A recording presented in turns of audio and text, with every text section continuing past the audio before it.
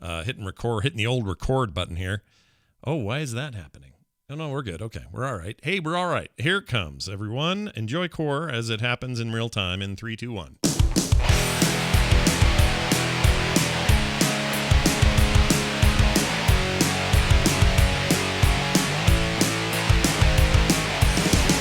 Hey everybody, welcome back to Core. We're here to talk about the latest in video games, the games we're playing, and a whole lot more.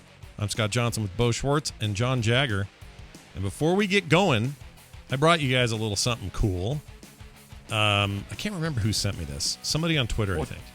But it's this amazing game generator name thing. And John's always talking about how every mobile game you ever mentioned sounds like it was made in a machine or whatever. Guys, we found the machine. Click that link up there. And this is over on GitHub. It's bdmayhem.github.io. Oh my god, I'm not disappointed at all. It's amazing.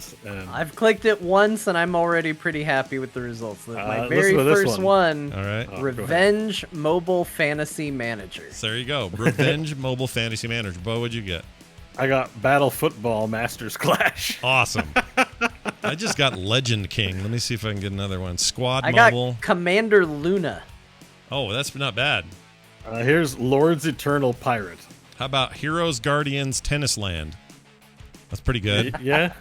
Arena Okay, Wars. this one has to actually exist. I have one that I think this must be a real game. All right. Sword Magic Heroes. Nice. That sounds real. I would not be surprised if that one was real. King League Legend Fighter. Wow. Fantastic. That's 2 games, isn't there? Fighter. Here's another King one. Fighters and League of Legends. Arena Wars Saga sounds like a real thing to me. I don't think it is, but it sounds like it is. I would play this one. This one sounds good. Soul Racing. Soul Racing. How about Smash? Here's one you'll like, John. Dungeon Guardians Genesis Academy. That's probably a waifu. That sounds like an anime. I would watch anime that show. Waifu dungeon thing. Yeah. I'll put this in the chat because some are asking for it. It's really great. Sniper Boom Frontier, another good one. Frontier's an important one. I love it. Panda Dungeon Battle. Yeah. I am all in on that. How about Strike War? That seems like should be taken. Champion Squad, Galaxy Rush, Run Heroes, Master Dragon Gods 1. Oh. All right. Anyway, thought you might enjoy that. I know I did. I like this one. It's pretty great. Stormrise Endless Iron. Yeah. You got to gather iron. Hunter Paradise Storyman. Oh, shit. Storyman. Hunter Paradise I got one Storyman. for Scott. Kingdom Saga Ultimate Clicker. Great. I'm in. I don't like clickers anymore, though. I'm kind of out of those. Oh, okay. And here's one for our more romantic players. Touch Dynasty Hearts. Ooh. Hold on. I might play that. Yeah, you would play that. Very anime. Yeah. Hunter of the Town Kingdom. I like that. That's building towns and stuff. There's probably farms in that. I'd do that. MMORPG Monster. Nice. That's really good. I like this. I'm bookmarking. Isn't that great? Yeah, never let that one leave your life. It's an awesome little site. I wish I could give credit to the person who sent this, but and I will if they contact me during the week. I'll make sure to mention it next week. But until then, enjoy Action War Dungeon Legend. It's a good one too. So again, it's bdmayhem.github.io/mobile game name generator. So if you just Google that, you'll find it. It's an open source thing somebody just put on GitHub. Mania Team Dawn. Oh man, Ultimate Tower Quest Empire. Nope, not playing that game. Sounds terrible. All right, that's enough of that. I got Island Story War, which is the right assemblage of words that is nonsense. It's complete nonsense. But the argument is that all the real names for these games are nonsense. So that's what they look like on the story. You're like, what is the Summoner Age Champions Light? How about this one's just Battle Game?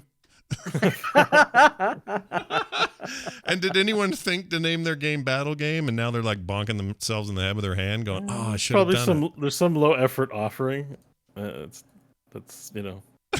I'm sure that exists. Part Panda Survival. What? What's the other part? Yeah, what's the other part? Oh man. All right, it's amazing. Go check it out yourselves. This one's just called One Football. That's perfect. One football. You get one football. Yep. That's it. Do we know how these words were sourced? Is it the most common game names on? It says raw name data totally stolen. Click from the link. the Gypsy Gold thing. I analyzed 1,000 hardcore mobile games released in the last 2 years, made a list of the most commonly recurring words in the game titles. So if you click the link, the top first place was 62 out of 1,000 was War. Yep. Second place was Heroes of. Third place is Dragon. War Heroes of Dragon. Yep. Legend, Battle, Monster Adventure Mobile. Let's see. What's the least down here? I mean, the least are probably one-ups. Tied for fifth, you got Little Heart, Ultimate Brave, Tiny Ghost, Rune, Project Soldiers, Mighty Galaxy, Cosmic Wonder, Origins, Crash. So that could be a whole name of one game. I like that. Yeah, some of these work just as that. Master Online Guns League Sword City Castle. I'm glad we're not the only ones that have noticed this and done something about it. Yeah, done the good work for us. We really well, we complained. That's been our work. Yeah, that's all we did. All right, now the news. Well, there's a few things happening in the world. Cyberpunk 2077 and The Witcher 3, PlayStation 5 and Xbox Series X versions, what they're calling next-gen versions, even though we're a year into the generation, have been delayed and will now arrive in 2022. I don't know who these are for, given that The Witcher already runs quite well on next-gen consoles. Cyberpunk runs fine on a Series X and S. I can't speak to the PS5 version because I guess the PlayStation 4 version of that game is basically unplayable, and so I don't know how that converted up or how they do it over there. But it is a little weird that those games are already on machines that now people are being told, oh, and now those new versions will come out. And I wonder if it'll be different. Like, will Sony charge for that? Will you charge on the Sony platform for these upgrades and call them, Game of the Decade Edition or whatever the hell you're going to do with Witcher and stuff? Or do you do like Xbox usually does on the Series X and S? Does Microsoft say, well, you own these games, so you get a path to either free upgrade or low price upgrade or something? I don't know. I think if I had to guess, because you know how the games on Xbox Live are tagged optimized for X or S? Yeah. Cyberpunk and Witcher do not have that tag. Right. So I imagine that there was planned work on these things for both PS5 and because Witcher 3 is such if you go to the Microsoft store on the Xbox machine and look at top rated games, Witcher 3 is there. Yeah. Number 2. At least for me, it's constantly front and center. I think it still gets a lot of sales. Yeah. Because people watch the TV show and stuff. So making it also optimized probably is was part of the plan. And then whatever happened at launch. If I had to guess, the pipeline for Cyberpunk is there's definitely going to be an expansion pack of some kind in the future. So they're probably going to sync up whatever optimization they have planned with whatever new content they're releasing. So they don't have to do 2 or something, Right. Just taking some time. They are a company who's come out and said we're going to work on it till we get it right. So maybe they feel they bought enough goodwill-ish to kind of just take the licks and make a superior Cyberpunk product with the launch of the expansion. We'll see. Witcher's probably just coming along for the ride. Yeah. If I had to guess, that's what's going on. I have been following the forums a little bit. Order-wise, it's Cyberpunk first in Q1 and Witcher 3 in Q2. It's in strange order, but it's fine. I guess they're trying. You need to do whatever you can, I guess, to get Cyberpunk to stick. But I really am curious about what that means. People attitudes are starting to change about what people expect when they buy a game, and then that same game comes out optimized for the newer platform, but they already own it. It's on that hard drive. PC players are used to this, that they just get it. There's no buying it again, and if there ever is, it's super cheap, or they just the Space Marine game, which I loved back in the day, is coming out as an enhanced edition, something remastered. I don't know what all, not remade, but up-resed and all that. Up-resed. And I'm fine with that because I love that game. And I was informed via an email, you already own this. You have it on Steam already, so you're just going to get it. That's what we're used to over there.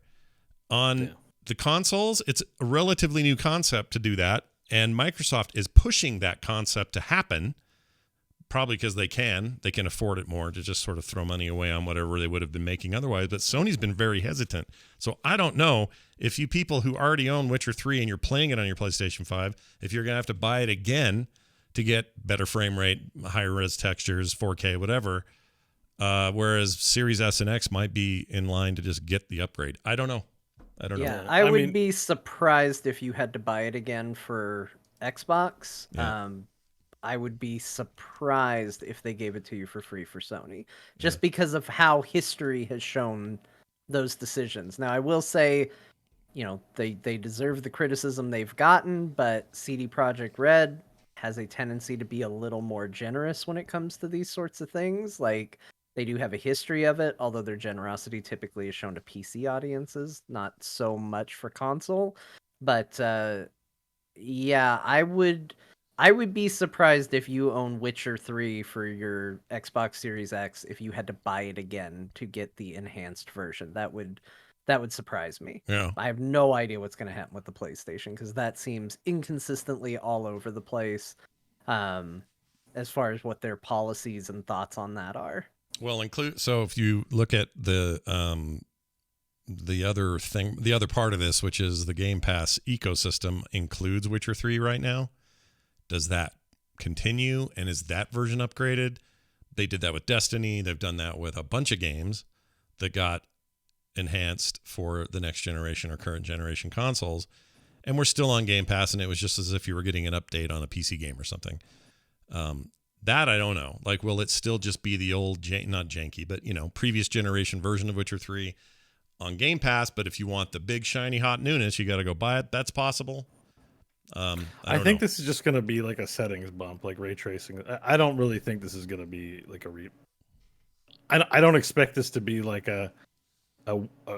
it's going to be an equivalent of what you could already do on a PC, basically. Like, it's just optimized for it. It's not there won't be any it's the same old Witcher 3 and it's the same old Cyberpunk. I know Cyberpunk, for example, the person and car density on the console versions is not the same as what you can get on PC in terms of number of cars and vehicles. It's stuff like that, right? It's not really remaster. It's just the settings on consoles, even though it's still more PC-like in the Xbox case, are still locked in a way that PC isn't. So I think it's just an uptick in what they can do to make it on par with the PC experience. So anybody waiting to play Witcher 3 because this is coming out, I could be wrong, but I think you should just buy it on PC, and you probably can max out the settings, no problem, if you have a recent PC. Yeah. And you'll just have the exact same experiences which you're waiting for on an Xbox or PS5. Yeah, I agree with that. I think that's probably true. Although, I mean, remember all these maybe platforms, without the ray tracing, I don't know. All these platforms have,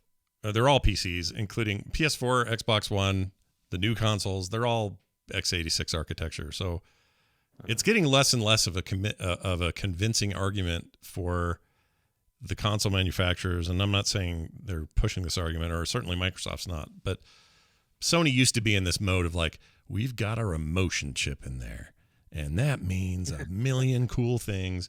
But it's only going to happen here because it's impossible to develop for it. And even though it's harder, the results are better. And maybe that's a real argument. I don't know. People that harnessed PS2 and PS3 hardware in a really meaningful way did get a lot of horsepower out of those things. But they don't really have that excuse anymore because it's all just PC architecture across the board now. And so I don't think Sony can play that card anymore like they used to, or Microsoft for that No, and matter. it's weird. It's been a shift because I would say during the PS4 era, if you had said, hey, they're putting out a remaster of a game, they're up-resing it, I go, oh yeah, you have to buy that. You have to pay for that. Yeah.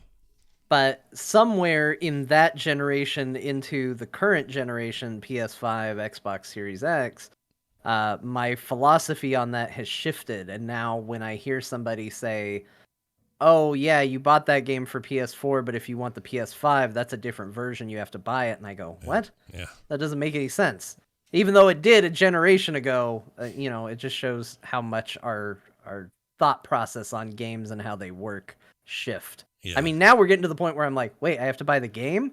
Like, that's the direction we're headed. Every time I have to buy a video game, I'm like, what? Yeah, that's not free. Why? Wait, why? What? Yeah, especially Games like, are free now. That's not how it works anymore. Yeah, things like Game Pass and other subscriptions are just kind of messing with the way we think about stuff, which is why this stuff changes. But I don't know. It's an interesting back and forth, that whole thing. But I wish them well. I hope Cyberpunk 2077 is finally whatever they meant it to be by then. And it seems like on PC it already is at this stage for whoever's loving it or playing it. And that's good. So, there was a recent update that added a couple of quests in there and stuff. So you going to go do I it? I don't know if it's going to mean more for both The Witcher and Cyberpunk, whether content is going to be added. Yeah. You should go It do it, wasn't though. a significant amount. You should go play. You can play those missions and stream them? No, it wasn't a significant amount. It's the kind of thing that can wait till an expansion. Like, I'll probably play Cyberpunk again when the expansion hits That makes sense. at this point. That is still happening, right? They're making a something, right? That's Yeah, part- yeah. Oh, there's an area in the Badlands where if you try to drive off the map, it says, coming soon. This place, nothing Oh. to see here yet, but there'll be something soon. It actually says that in game, so All right. That's I take that as kind of positive confirmation that something's coming after this. I'd so. love to spend some more time in the Badlands. That's my favorite part of the game. So please, Yeah, that'd be Badlands are great. pretty awesome. Also, we kind of knew this was coming just because we all guessed, and I guess we were right. I don't have any other reason to wonder why we did it, but God of War PC is happening in January. It's actually a bigger deal than people think, because if you really break it down, who is Sony's Mario? I mean, Nintendo has Mario and Link and other big stars, but Mario's your thing, right? Over there at Microsoft, it's Master Chief, right? Yeah. Sega had Sonic. That may be in a weird place now, but whatever. That's what it was at the time. Sony, I always felt like Sony kind of struggled for that kind of thing, and I think they found it in Kratos, in my opinion. I think Kratos is the Sony mascot in a lot of ways, and it's a big deal. It's a lot like if Nintendo turned around and said, hey, we're putting Super Mario Odyssey on PCs on Steam. Look for it coming this spring.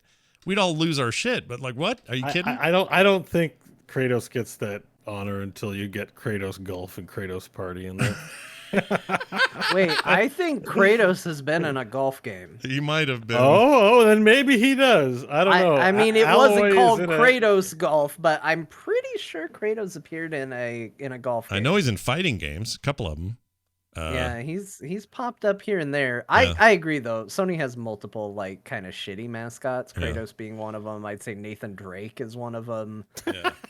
It's a the guy- shitty I agree, it's a shitty mascot because they're just like dudes, right? They're just a There's nothing dude, yeah. iconic about them. It's just Yeah, like they're yeah, here's amazing this guy. games. Yeah, amazing The Yeah, games. like- but little it's just a dude. Astro No comment on Robot the is game. kind of becoming one. But we're talking about these beloved characters that it kind of defies reason why anyone really likes Mario, if you really think about it, or Master Chief, but they're mascots for Yeah.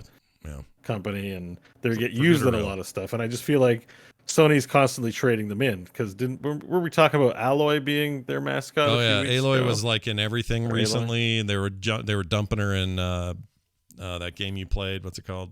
That Genshin game Impact. you Genshin Impact. played. Yeah, that Genshin Genshin Impact. Impact. No, Don't act like you didn't play no it. judgment there. I but haven't that played it. game that Bo and only Bo played. I haven't played it at all. I seriously know, I haven't. know. I have it on my phone, but I've yet to launch the damn thing. I keep That's thinking I funny. will, but I haven't. But yeah, she was in there. Fortnite, all over the place. I think Kratos is in Fortnite. Yeah, Yes, he is. was because he Or has was. a dance. Yeah, he was or is or I guess if you unlocked him, you still have him. But Everybody's in Fortnite. Every time the kids turn on Fortnite, I'm like, what the hell is going on? this is really good news, though. Apart from all of that, however impactful people may or may not think it is, a mainline Sony game like this is a big deal. Now, I thought Horizon Zero Dawn was a big deal also, and I like Days Gone. I think those are all cool games, but the fact that they're doing this at all is just, it's good. It's good. Spread some of that Sony good. exclusivity around. Maybe do it a little sooner. Maybe Yeah. do it while the games still feel relevant. Yeah. I mean, there is an element of boy, nobody's talking about this. But I mean, I will say, if you did not get to play God of War, it is very much worth playing. It's one of my favorite games that have been out in the past few It's years, amazing. and it's really, really worth it. Yeah. But there is like this like feeling. It's the same feeling you got when Halo came to the PC. It was like, well, yeah, it's cool. Like it's a big moment. This Xbox game is coming to the PC. But like, man, that was a long time ago. Mhm. We've like now everybody's hyped about the sequel, and we're like, ooh, you should hear about Ragnarok or whatever it's being called. Is it being called Ragnarok? I don't remember. Yes, Ragnarok. God of War Ragnarok, I believe, is correct. Yeah.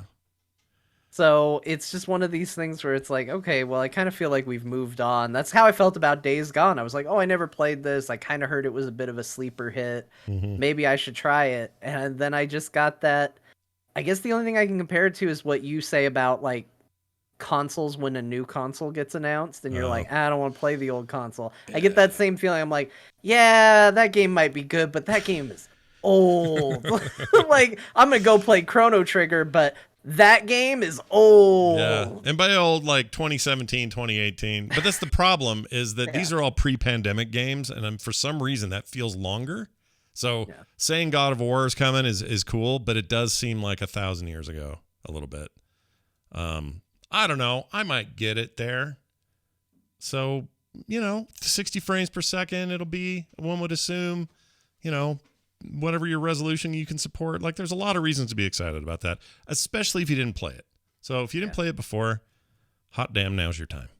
If it has faster load times, does that mean Kratos crawls through tight spaces quicker? Yeah, if he has to, like, him and the boy, slow down. We're loading content in the next zone. Don't go so fast. Instead of, like, going through very carefully, he's like, come, boy, we must proceed. Now he's going to go through and be like... Or maybe they have him stub his toe. I love that idea that he just kind of hauls through it. My guess is they keep the animation whether they're loaded or not. They just, it'd be too weird. Yeah. To speed it up or cut it in half, that's bad. Maybe in the extra time they can mine a Bitcoin or two with that. That there time. you go. Those extra cycles. Bo, look at you thinking ahead about cryptocurrency. Always on connection. So, well, you're done loading. Sweet. Let's pretend like it's loading, but do some calcs and get a Bitcoin. Yeah. We have a bit to say about that Bitcoin stuff here in a minute because I have a huge take on that NFT and Steam thing. Huge, big take. You want to stop and no. We'll get to it. Pick it up. You're all gonna shit your pants because it's gonna be the hottest take you've ever heard. All right, so it's coming. Right. Maybe not. Maybe temper your expectations. I have probably overblown it, but I have a good take on that. I'll bring the take paper. Okay, bring the take. Take paper. Does he like write it down on the take paper? We're doing a shit analogy, right? You're just I got a big hot steaming take. You're gonna love it. I'm like, You're gonna bring the paper for my hot take so I can wipe. Yeah, I get it. I'll bring hot take paper. Excellent. What else? No Man's Sky got a Halloween update. Not much to say here except they keep updating an already amazing game, and now you can ride a sandworm. So that's cool. Yeah, it's got a lot of worms. It's very worm themed. Very wormy. Yeah. There are a lot more of them, so you're going to find planets with more of them. They behave differently. There's different kinds now. It's not as freaky to find one and like only ever find one, that sort of thing. And you can tame them and ride them. So there's that. I don't know about how I feel on this, though. Not like worms or what? What's your deal there? Well, I don't like worms in general. I like them, but I like them as like a rarity. Like I played once they put them in the game, and I saw one, and I was like so shocked by seeing it that I fumbled for the screenshot button, and it was gone by the time I could take a screenshot. And so it lives on only as a story that I can tell my friends and go, I saw one, flew right over my head while I was parked. And like I like that it's this legend thing, and now it's a thing that I feel like everybody's going to load up the game and they're all going to go encounter sandworms. Yeah. And like, it just kind of removes a cool element, I think. That doesn't mean it doesn't break the game for me. I don't think it's the worst thing. And I think it is cool that you get to ride one. I just sort of liked the like kind of legendary status of it where it was like, you didn't know if you were going to run into one. And even once you had a planet where you knew they were on, because the one where I saw one, I flew around looking for it. I couldn't find it again. Yeah. So like it was even rare on a planet where I knew it existed. And I just think that adds something to it as opposed to, you're going to encounter them and find them possibly frequently. And I don't know what the rate is ultimately going to be, but I feel like if they made a big update based on worms and then you didn't see any ever, that'd probably not be too great. So my guess is that it's above average. Yeah, that's my thinking. I still haven't seen one in the wild, and I didn't play a ton, but I played enough, I feel like, that I could have seen it. I did a bunch of hops and a bunch of planets, and I never saw one. So part of me is like, finally, I can see one. But we'll see. I do love, once again, these guys just adding stuff to a game they already fixed and made amazing and repaired all the damage of whatever the launch was, and now they're still doing it. It's like it's the reverse Star Citizen, basically. Yeah, they're if you making take Star Citizen and fold it inside out, you get No Man's Sky. And it only costs they barely charge for anything. They update it all the time. It's a complete game full of world stuff. Star Citizen, they charge you for any little bit of content and weird things. It's never finished. Yeah, it's weird. Costs right? $1 billion. Pretty weird. Isn't cartoony versus the cartoon. It's the inverse of many things. Yeah, I agree. It's very odd. Okay, I tried to do this. I'll admit to it. I tried to buy the Microsoft fridge. Oh, did you? I did. Awesome. I did because you tried to celebrate a meme through consumerism. Yeah, I mean, here's the real reason. I've been needing, I don't know if I need it, but I want a mini fridge, and I've been bouncing around back and forth from Amazon to other places like, well, what do I like? What's well reviewed? Blah, blah, blah. And then I heard they were going to actually do this, and I thought, well, if I'm going to do one, I'd rather have an Xbox fridge. That's pretty cool. So I tried, and they sold out in like 10 minutes, and I never got it. It never happened. I mean, it is a stylish looking piece of furniture, for sure. It looks pretty cool. I can see the picture. But, it's just a fridge. But it's only they're only $100. Well. They were $99, and that would have made really only $99. That's actually cheaper than it's pretty cheap. They could have charged 5 times that amount. I think they still would have sold out. Yeah, they sold out. They left pretty a lot of money quick. on the table. I don't know if that means they'll do more, but right now they're sold out. So, boo. I guess I want one. There's too many people in this house. We could use an extra fridge, and if it looks like an Xbox, even better. Yeah, so I could. I would take one. I'm down here working so much. If I had one right over here, I could just pull shit out. I guess the question is, did Xbox make the fridge, or did they contract it out with a reputable refrigeration manufacturer? Because I don't think I necessarily want Microsoft making a fridge for me. You know what that is? That is fridge red rings, and all your sodas are hot. Bo's HVAC upbringing is rearing its head, man. You know quality when it comes to refrigeration / air, all that. $99 is a bit sus for a fridge, but yeah, it seems a little low, maybe. Seems low for a premium product with an Xbox brand stuff. So I'm like, yeah, they might have just cheapo McBleepo this deal. But anyway, it might be a blessing. You'll find out in 6 months, a bunch of households have blown up because of faulty Xbox fridges, and it's even got those crazy holes on top that give the tryptophobia people dreams. You know what I'm talking about? The top of X. The grate. Yeah, the grate. Some people hate that. My friend Zane showed up at the house today. Did I bring it down here? I didn't. He showed up. I like how people have an opinion on it. Yeah, it's like the console box. I guess anything can be considered artistic or aesthetic. So sure, it's just they took a meme and ran with it, and I don't know. There's something I like. I mean, it looks cool. I think it looks neat. But I wouldn't blame anyone for getting it. He brought me this Dune knife, which is that famous Christ knife. Like a vibro knife. It's supposed to be the blade is a tooth from a sandworm in the Dune universe. So this is from books, and it's also from someone gives that kid the knife in the movie. It's probably Aquaman that does it. I don't know. Yeah. But the point is, the handle on that thing has a lot of repeating little divots in it, and it's all hand painted. He 3D printed it, but he hand painted it. Anyway, I put that thing online. I got yelled at by like 5 people about how it spiked their tryptophobia about seeing a bunch of little holes on stuff. So I guess I shouldn't have done that. Yeah, that's fine. Like, look, what? Really? You can't always prepare for everybody's phobias. Yeah, that's true. I mean, you've heard of that thing before, right, Bo? The tryptophobia is a fear of disgustive. No, this is a first for me. No, this is first. Yeah, so look at it. Like if you look at a beehive, that's a big set off for a lot of people's beehives. So if you look at a beehive and that doesn't bother you at all, just look at all the little holes. then you're probably fine. Yeah, no, I don't have tryptophobia, but These people weird. that carve it out of hands and stuff, like Photoshop it onto a hand, like they're insane. Of course, Yeah, I no one watched wants that. a I mean, it looks video pretty that had a gross. warning about it the other day where they took a Disney coloring book and made it all horrified. And one of the things was they put little circles on all the characters' skin where it looked like they had a bunch of little holes in them. Oh yeah, And they were like, warning, if you have tryptophobia, this is going to mess you up. yeah. I mean, and there's Yeah, some of it's- these. If you do a Google image search, there's some of these here that are.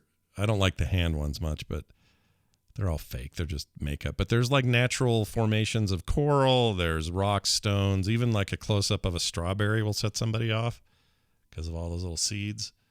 I don't understand it, but I'm open. Well, I mean, a thought lot of I had phobias are it for a pretty- while because I saw some gnarly stuff. But it turns out I just don't like gnarly stuff. Yeah. Turns out I'm okay if it's a strawberry. It's okay if it's a strawberry, just not gnarly stuff.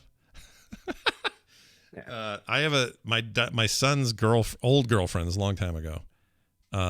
She was super awesome and come over all the time, and it was like another kid. Just we'd always, everybody would just have fun, and it didn't feel like she was some stranger in the house. Anyway, she said that she had it once, and I said, "Oh, interesting." And then I took my phone and found a picture of like some, I don't know, a plant that had a bunch of holes in it. I said, "What does this do?" And I held it up at her. She freaked out and cried for like days. I felt so bad that I did that. So there's a story about me. All right, moving on. Well, yeah. Sorry, I'm looking at these pictures and I'm like, Yeah.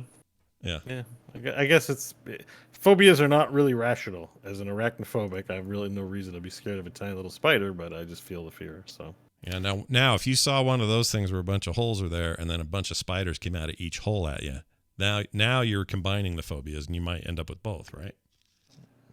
maybe, I don't know. I think the spiders alone, spiders like, alone will do it. Why do we have to maybe. make spiders scarier? Like, why do you have to take a spider and go, what if it had a gun? Yeah. Like, I don't need that. I was already worried, and hell, Yeah.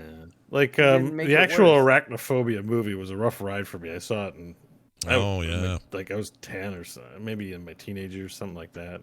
That'd I be saw a it to bit drive much. in too. That was a rough ride. Shelob in the Lord of the Rings was also, even though it was clearly CGI, it was a bit of a rough one for me too. Yeah. Apart from that, it's all right. So every now and then, comedies like to do the whole "hey, there's a tarantula on your head, you don't notice" kind of thing. And Yeah. I don't like that very much.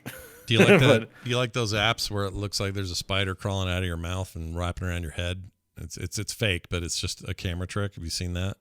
No, I haven't seen it, and I'm gonna pass on it before. Yeah, you you send probably it want to me. pass on that. I don't have arachnophobia, I think, as bad as Bo, but I definitely do not like spiders. And I had a girlfriend who convinced me to let a tarantula walk across my arm. Oh, Oh, And God. I gotta tell you, all those movies where people have tarantulas on them and they don't notice it is BS. They got little hooks on the bottom of their arm. You know if there's a tarantula on you. You yeah, feel you'll it. feel it. So you're, You so know. so you're telling me Doc Ock knew that there were a bunch of spiders on his back before Indy brushed him off Well, with his they whip? were on his clothes. Maybe not. Okay. But, like, there's a Brooklyn Nine-Nine one where there's one on Terry Crews's head. And, Really? he knew it was there. There's no Wow, doubt. I didn't know about that. Yeah, I don't like spiders either. I'm not a big fan. I'll tell you what I really don't like, and this is all great for Halloween, by the way, this discussion we're having. When I was 14, I raised gerbils and a bunch of other stuff, and I used to sell them. It was like a little side job for me. And one of the things I did is I had an aquarium where I would occasionally have various kinds of insects, frogs, lizards, this kind of stuff. And at one point I had these three were living in the same aquarium. I had a big toad. All right. It's a big fat toad that just sat in the corner and stared at everything. I had a tarantula that we found, and he was living in there. And then a praying mantis, average size praying mantis, no big deal. You'll never guess which of the three killed everybody. And now I have a fear of because them. you said you'll never guess, my guess would be the praying mantis. The but praying that's mantis because is it would have correct. been my last guess. Yeah, it's a dumb thing for me to say it the way I said it, but it was absolutely the praying mantis. That guy was a dick, and he ate the tarantula's head off and then left the rest of the body. He ate an eyeball out of the toad and one of its feet, and it died. and then it just stood supreme on a stick, just like rubbing its face, acting like it was, Lord of all he surveyed. And he kind of was. This praying mantis talk is giving me flashbacks to the Insulindian Phasmid from Disco Elysium. Oh no. Really? Which doesn't exist. I bought it, game. Did I tell you? I got it. Oh, did you? Yeah. I picked it up. It's on sale right now for $21. I was like, dig into it, man. Dig into it. Make it an experience. I'm gonna role play as hard as you can, as if you were someone that woke up and realized you're an alcoholic. One day you woke up and you don't know it. It's so good. Okay, I'm in. And did you get it on the Switch or something like that? No, I got it on PC. It's just on sale on PC right now. Okay. So because it just released on Switch last week, and I'm like, I could see putting in a set of headphones and just curling up and letting it rip. Yeah. Letting it rip. Apparently, it's quite good on Switch. So, it's so crazy. Anyways, I'm excited. I mean, are you going to stream it or are you going to enjoy it on your own? I mean, if I stream it, do you have to enable all that crap to make it fun to do that? Or? Yeah, it's just it has integration, so the chat room can help you with a couple of things. And yeah, when you log in, you got to put your secret code from the extension into the game and then make sure the extension's activated. But once that little headache's out of the way, it's not bad. And I turn off the music, like it has a Twitch streamer mode for music. But apart from those two little steps, that's about it. Dwight Schrute in the chat says, if you have a role you really want help with, you can ask chat room to help you with it. Sure. And they've helped me with a lot of roles, so or they kill you, one or the other. Well, if you go with a low health build, yes, you gotta watch out. In order to give you a boost in a stat, they have to minus something else, and if you have like 1 health and they lower it to 0, you die. So you got to be careful about that. They did kill me once. Well, you don't want that. Anyways, I mean, either way, I hope you enjoy it. It's. I'm looking forward to it. It's an experience. I love this idea of this Estonian developer, never made a game before, and they made what everyone thinks is one of the top 3 RPGs of all existence, of all time. Mm-hmm. I think that's amazing. Who knows? Expect a lot of gameplay. How do you even follow that up, though? Like, how do you go from that reputation? Like, what is their second game? It is either even greater or a complete flop because the first thing was a complete fluke. I think if you're in that situation, if you hit it out of the ballpark so much on your first game, you just ask yourself, what do I want to do? And you just do whatever game is going to make you feel good, and you don't worry about trying to top it. You'd have to, right? That's the only. Yeah, I agree. Just take the pressure off. Just make the game you want to make. Don't say like, oh, we got to follow up Disco Elysium. Just go, I want to make a side-scrolling shooter game. And if that's what you want to make it. Don't try to top it. Yeah. Don't try to live up to it. Like, if you've made whatever you want. If they only made King's Quest 1 and didn't make King's Quest 5, like a better version of King's Quest, and I'd take another game in that style. I know what you want, though. The lessons they learned. But what I would play another one like that. And it's so rare. We have tons of we have Essence of Dragon Waifu on mobile side scrolling. we have so many side scrollers. Like, please try to make something awesome and fail at it and make it even if you fail at it and make the worst thing, at least somebody's trying to make a game that's worth my time. Can you tell me the name again that you just gave that game? Essence of what was it? Can you tell me? Essence of Dragon Waifu or something like that. Essence of Dragon Waifu. That is our title tonight. That's fantastic. It's also the title of my fragrance coming out next month by Gucci. Nice. Essence of Dragon Waifu. Yeah, Gucci presents Bo Schwartz and his latest fragrance. Do you ever want to smell like you've been sitting near a dragon that was your wife while playing mobile games? I got the scent for you. I like this idea. All right. Where are we now? N64 games on Nintendo Online have add-on pricing. It's $50 a year, $80 for a family bundle. So this is... I'm annoyed by this. I am so mad about it. That's a lot of extra money for N64 games, which maybe this is a bad take. I don't think N64 games traditionally are very good. No. I mean, it was not like the PS1 at the same time. They're all this awkward 3D step. We all had to take it. The step had to happen, but none of that shit's very good now. And I don't know, man. Like I would rather, my problem here is, here's my problem. They're not even announcing the games you might actually want in that bundle. There's some, like Ocarina of Time's great, but we've got remakes of that, and we've got other versions of that. for the most part, it's stuff that you either already have and got in other ways, or it just should be part of the basic package. Like, don't charge me an extra $50. And this isn't, you're not paying for it and keeping it. This is a rental for $50 a year. It's Xbox Game Pass, but for old games, and they barely add new games. Like, I've had the Nintendo Online for 3 months now. I meant to only sub 1 month, and they've stolen 2 more months of money from me. Mm-hmm.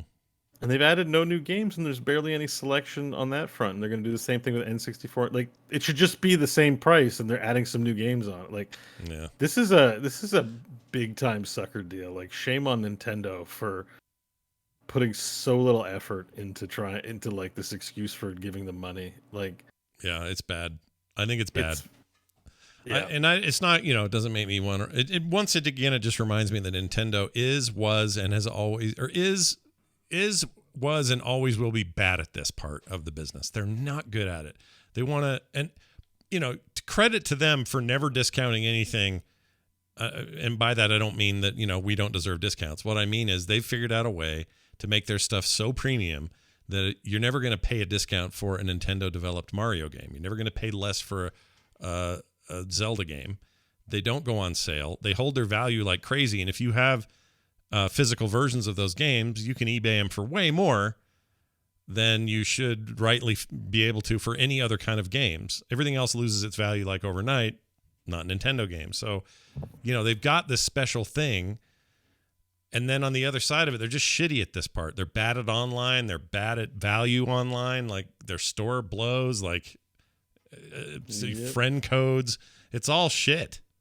But it would be okay if they did the Xbox thing and say, here's your monthly fee for playing retro games, and we're going to make sure every month we earn the money you spend by adding a couple of games. It doesn't seem like they do it. I've had it for 3 months. It's the same, 12 or 20 games and like SP versions of games and stuff. Like, you have an entire catalog. You must be able to cycle new things in. Like, yeah. They are actually showing signs of being good at it. I think the sub model makes sense. I just think what they're offering is, the value's poopy. Yeah, Poopy. Especially compared to Xbox, who's like, yeah, pay a sub fee and get all the new games for like it. This is old news, man. Like, yeah. Anyway, I agree. They're only doing part of it. They got like, here's our retro stuff, and again, only Nintendo could do this because the retro stuff is good. But it's lazy. It's the quality thing's an excuse. This isn't a lazy excuse for a service. Yeah, it's lazy, but they're lazy because they can be.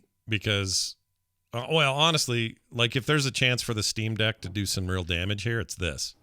Emulators. Well, that, but also just, hey, my Steam Deck has all my tons of games. Like, you just are going to feel like you're getting a better value, and you're not going to want to pay that monthly because guess what? On Steam, I don't have to pay anything monthly for all that. I actually learned in the past few weeks there's some real progress on third-party like handhelds that run all the emulators. Like, I can't remember what it's called, like an R4N4 or something like that. Like, there are like dedicated, like Steam Deck, like they've been around for a little while, like dedicated handheld machines that you can. I don't think they provide the software, but it's the internet. This stuff is still rampant everywhere. That like you can. Well, I'm advocating it here, just saying they've been reviewing the machines themselves on the internet without the software on it, and it seemed maybe. Is it this one you're thinking of?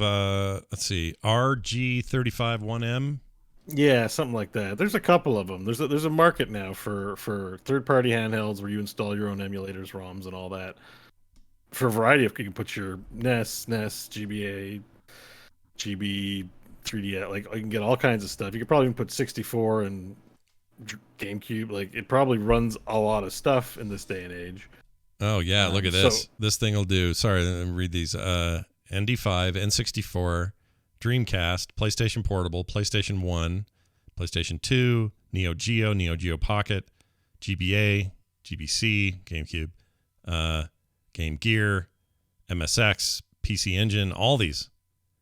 And the funny thing is, the reason I heard about this is there was a news article about some people in England who were breaking into cars using a fake Game Boy like this. And I was like, fake Game Boy? What's that? And then I looked it up, and I'm like, Linus Tech Tips has some video about this. Like, it's not mainstream, but it's more widely available than you'd think. and all you just have to do is the know-how on the emulator side of things, and it's like Nintendo must realize that there is a huge. Not only is there a ROM issue, but there's a whole market of hardware by third-party vendors selling this stuff, and they can't do anything about it because it doesn't come loaded with any of their intellectual property. I imagine it's just a piece of hardware. Right. That they wouldn't try, just in the same way that movies have tried to make their streaming services more lucrative than getting into BitTorrenting and whatever else pirating, that they aren't looking at we have a very valuable back catalog that people are willing to break the law for. Right. It feels so outdated because it feels like this has come up with every type of media we consume, like the Napster days, like and going like, well, I guess everybody's just going to pirate music now. No, we're going to adapt, we're going to change the model, and we're going to find a better way. Same thing with movies, same things with TV shows, and honestly, same thing with video games, with the exception of Nintendo. What shocks me is they sit there and they're litigious towards ROMs and things like that. Oh, we got to go after them. We got to stop this. We got to put an end to it. Instead of just making the ton of money they could potentially be making by getting with the program and putting out something that people would pay for that isn't this weird piecemeal thing that they keep doing. Like, even when they release like the SNES Classic, guess what? My little mini SNES that I bought has a lot more games on it than what Nintendo wanted to put on that thing. Because that was the first thing I did. Because instead of putting their entire collection out there, or even a decent collection, they get so precious about it. They're like, well, we'll give you the same 5 games that we give you everywhere we give you games. Because these are the 5 we're going to do. And that's not what anybody wants. And Nintendo has the money and the ability to do this right. They just don't. And it's shocking because they could be making money and moving forward and being a cool platform and getting more eyes and attention on them, but they're just happy doing their own thing. Yeah. And well, they've been extremely successful at doing it. Like they're doing that's the thing. And it works for them. They're still around. They're still making money hand over fist, but at the same time, they could be making more money, I would argue. Yeah. You could be more successful. Maybe they're I feel trying to be ripped off by them, to be honest with you. Yeah. Well, I mean, it's easy to be. Listen to this. I love this description of that device. The RG351M, a handheld emulator retro game console, wireless video handheld game console built in 2,512 games, 20 emulators, 3D stick, 3.5 IPS screen, Wi-Fi portable mini gaming console system, men boys gifts. Someone's trying to make sure they show up on many word searches. Amazing. Yeah, that's what that is. I mean, actually, it's probably the same principle as why people do the mobile game generator thing. It's like they're just trying to appeal to people. And these are sold out all the time. I would be super curious to play around with one of these. And there's a bunch of them. There's companies in China just dumping these right now. Just tons of them. Like one's called Retroid Pocket. Retroid Pocket? Cool. Yeah. It was in the other thing. Scroll down to the other options. You'll see it there. They should join. I just like the name Retroid. Retroid. They should join with Sylvania and become Retroidvania. Yeah. Retroid Sylvania. Maybe not. That's a bad idea. Don't do what I say. Anyways, Nintendo, just put more games on your service and quit being weird. Quit being weird. We've been telling them that for years. Sidian said it pretty well in the chat. We've been saying it forever and ever, and Nintendo just does whatever it does. I imagine they'd have to pay some fees for the third-party games. Go ahead and give those companies some money, man. Set some meetings up. Well, they are doing it with those Genesis games, but again, they're old games. And, yeah.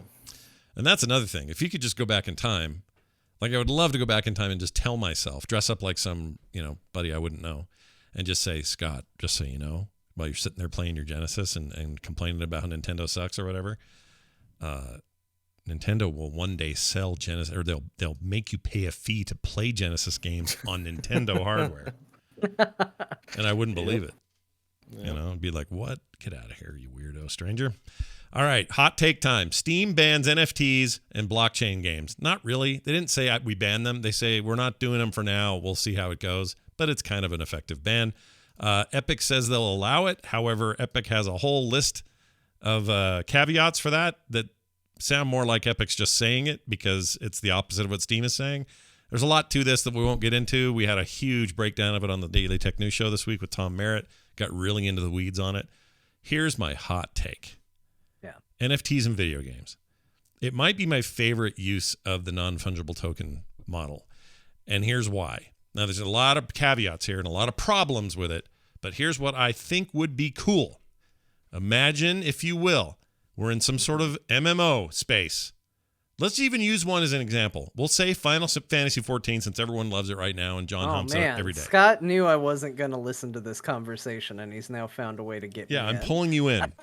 he's engaged me. Yeah, I'm okay, go on. Final Fantasy 14. So here's what happens in Final Fantasy 14. There's a sword, and that sword is called Poke Forth Eternity is the name of the sword. Good. All right? Good. And there's one in the entire world of Final Fantasy 14 or beyond that doesn't exist as a copy, as anything. It is one sword. It has a 0.001% chance of dropping. Kind of goes against the game's philosophy. Sure, but just an example. It's just an example. More but let's like just maybe say it belongs in a different MMO. It's a thought exercise, Used to do a not show a real. About. Okay, go ahead. This does sound like something more that WoW would try to do. You're not wrong, but just as example, we're just doing hypotheticals here. Okay. This sword of poking is the only one. A different sword. And go on. It's Poke Forth Eternal. Poke please. Forth Eternity. Eternal. Whatever it is. I'm trying to think of a bad name for something in a Final Fantasy. You did it. You realistic, and that's it, I guess. So anyway, this sword exists, but it's got this really minute percent chance of dropping, and you got to do all kinds of stuff to get it. Whatever the work is to get it, that's what it is. That thing drops for you during a raid. John Jagger is now the sole owner. And never will anyone ever be, both from a legal standpoint, a literal standpoint, a digital standpoint. That sword, if it's done using blockchain technology, is now John's and John's alone. And now that I like a lot. I think that's a cool idea. Scarcity in video games is something people really jive on. And normally the approach is something like the Diablo 2 auction house, which was kind of half-assed or whatever. I don't want any of that. What I'm saying is, you didn't have to pay for this thing. It dropped for you. So whatever you did to get it, either you spent more time in the game hoping to increase your chances, or it just happened to you. Whatever it is, it's yours now.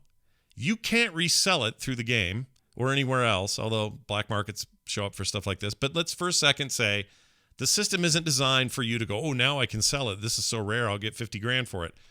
I don't want that part of this because then it gets greedy and weird ass and scammy, and that's my problem with NFTs in general. This is just a way to literally make it so this item in this game is forever and truly yours. Your player only can wield that sword. There's something about that I like. I think they could do that. I don't like it. They could do that without NFTs, though. Well, no, they could. They could. You're right. It could be based on your account. No one ever does it, but they could. Like WoW could say, you're only ever going to have this one weapon, and you're the only person to get it. Yeah, you're totally right. Look, one person could have that bit turned on. Right. I get that I'm an MMO player that maybe doesn't jive with a lot of ideas that other MMO players have, but this whole idea of like, it's mine. I have a certificate of authenticity. Like, it's me. I'm the one. Me. Is so stupid. I hate it so much. I think in general, you know what? The more life tells us that we're not special and unique, the better message being sent right now, I think, overall. I think doubling down on this, we're going to sell you or give you away to feel like you're truly the most important person, the one. You're flipping Neo over here. You're chosen. You're the best. I think we need to stay as far away from that as possible and just remind people that you're on a planet shared with a lot of other people. A lot of other people have a lot of other stuff going on, and by and large, you're not that special compared to anybody else. I think that accomplishes your goal, because if I have Poke Forth Eternal, then that means the rest of you are suckers that don't have it. So suck real life. I'm the best. Like, there's an element of hard reality to certain people having. There's the haves and the have-nots, and that creates an environment of haves and have-nots. So that kind of actually makes that gorgeous world you just described a reality. Yeah. For most people. Yeah. Because it isn't about everyone getting that experience. It's about one lucky or otherwise, person with advantages, a player with advantages that others don't, like financial or time or whatever it is. Sure. Because the idea again is this is like virtual currency. It's just instead of a currency, it's artwork. It's like trading art instead of trading dollars. Well, you could also so Poke Forth Eternal Yeah. has value in the world. You'd have to be able to trade it for it to have value. If it doesn't have value, there's no point in it being in an NFT. The whole notion that I think NFT is worth something is because it has it benefits in some way from being tracked this way, because we could do your system without NFTs. I think. I think the idea is that I have a $60 million JPEG, and if you want that, you have to give me $60 million. Yeah. Or if you want my Poke Forth Eternal, that's like 60 million gil, please. Like in Final Fantasy terms. Yeah, and people would turn around and sell their accounts for a lot of money if they were the ones that got the thing. Like I realize as I say it, given the nature of NFTs, as an actual NFT, people are going to want to sell it or grow its value and then sell it or steal it or get it, whatever they want to do with it.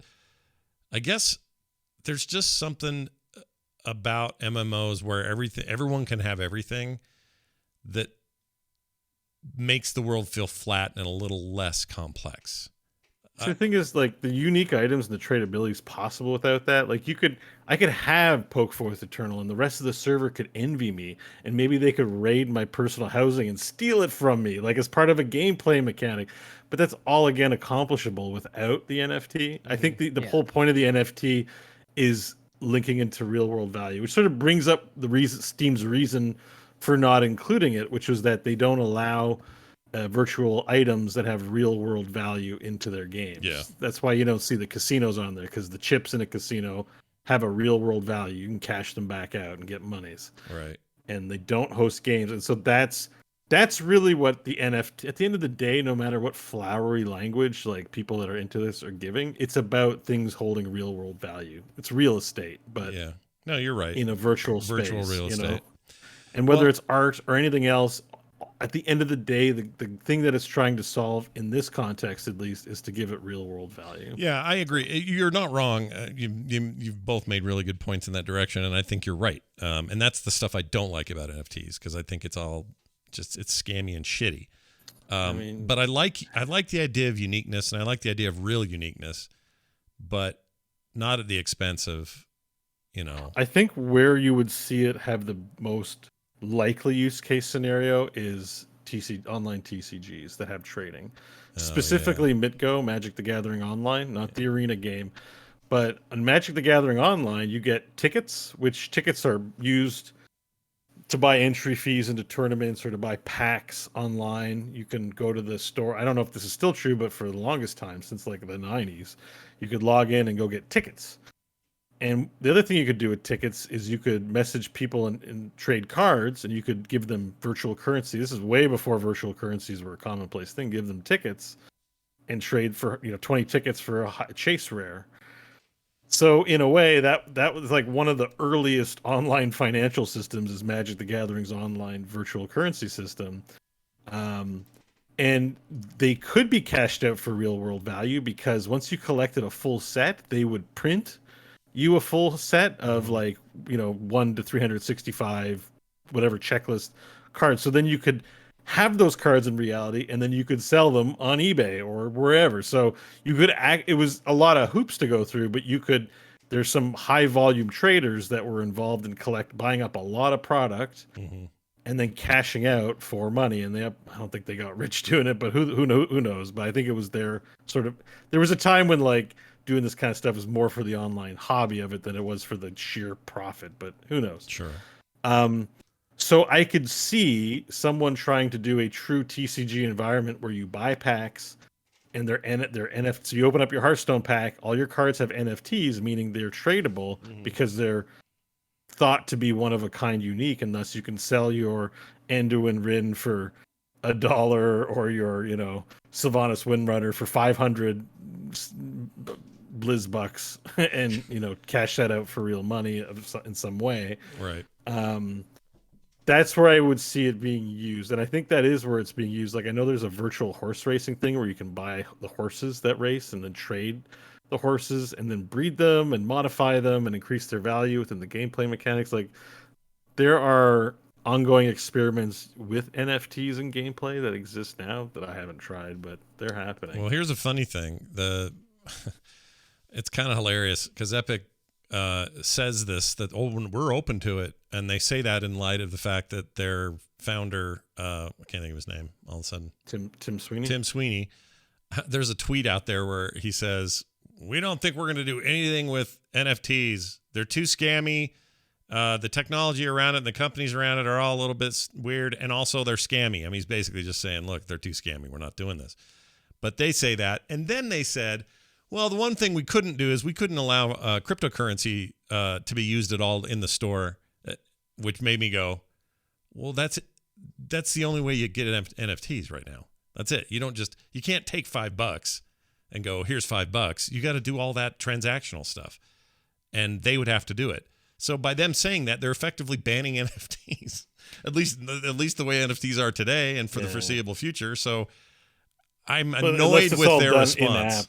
Yeah, unless it's all done in app, but they're saying they're not going to let it. They don't want any cryptocurrency in app, and so what does that mean? Well, to get it not to be in app, they'd have to build their own infrastructure to be a trading source, basically a transactional point of converting currency. And they say they don't want to do that. So by saying they don't want to do that, they're saying they don't want to do NFTs. I'm annoyed with, once again, Epic says shit just because it's an opportunity to say, those jerks over at Steam aren't doing it. We'd be open to news, basically.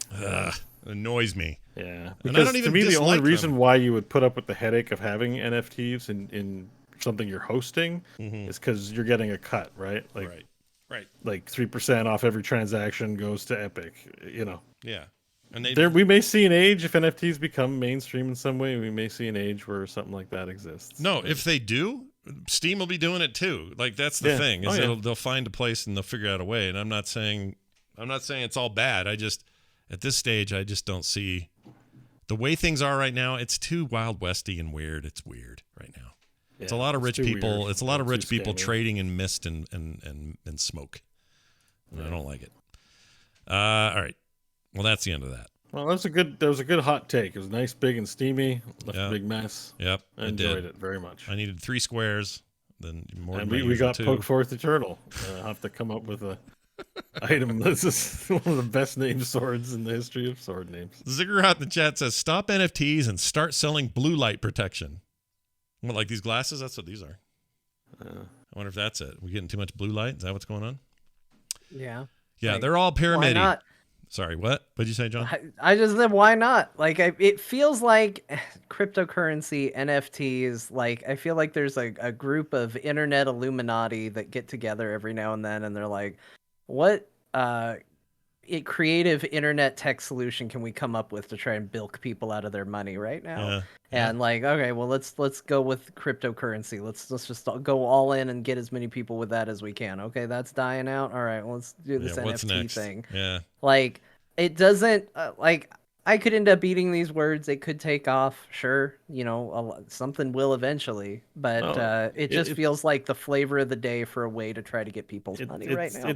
It's made up like real money. It needs the blockchain to legitimize it. I mean, it is actually an impressive thing at its core because of the blockchain. It's just the technology. It's just cool. not like the technology is incredible that goes into it. The problem is there's an environmental impact, and then everyone wants to have an NFT. It's not like the whole point of your currency is that it's like backed by your government. So there's a stability and trust that's there. And when Joe Diaper down on Toilet Street is like, hey, I got toilet coin. You're like, well, I don't know about this. Can everyone just have their own currency? What is this? This is insanity. Like toilet coin. Toilet coin. I want some toilet coin. I don't know. I think I might have to go to the bathroom. Yeah, this is what this means. All this means. Yeah, it's a weird. We're living in a weird time, but who knows? I just I don't know. It's too weird right now. So games are probably there's going to be some controversial stuff coming up with games, but Well, sure. And I see in the chat room, I think a lot of negativity towards crypto NFTs is semi-warranted. I just feel like these conversations sound so much like what people said about the internet, online shopping, etc. in the early days of those things. Sure. That's why I say I could be wrong. I might be. But I'm going to be the old man in this case instead of the young guy going, "You guys just don't understand my generation." Yeah. I'm happy to be the old man on this because to me it doesn't seem like a good Look, idea. I'm right. So I'm that's right in for the middle. mistakes that you all can make. Sure. So maybe you'll profit. I don't know. I'm right in the middle on this. I think that there's potential, and we'll see how it plays out. But I'm no way going to jump on the gold rush that's happening now because it's scammy and shitty, and people are losing money left and right, and others who are making it are doing it in the dark of night and in kind of shitty ways. So you could even argue that early in the internet days when e-commerce was just a thought and a concept, people were negative then because, again, there was a culture of scam around it. People were scamming people online, and we hadn't built the tools and done the things that were needed to make that all normal. Well, we've done that. Will we do that with NFTs, with blockchain tech in general? Probably. We're just not there yet. And you'll get an auto mute / block from me on Twitter if you put Bitcoin in your freaking profile. That I don't like, no matter when we are, no matter who we are. That it's not a religion. Freaking knock it off. Well, actually, I don't like it when people put their religion in there either. But my point is, don't put shit like that in there. I hate it.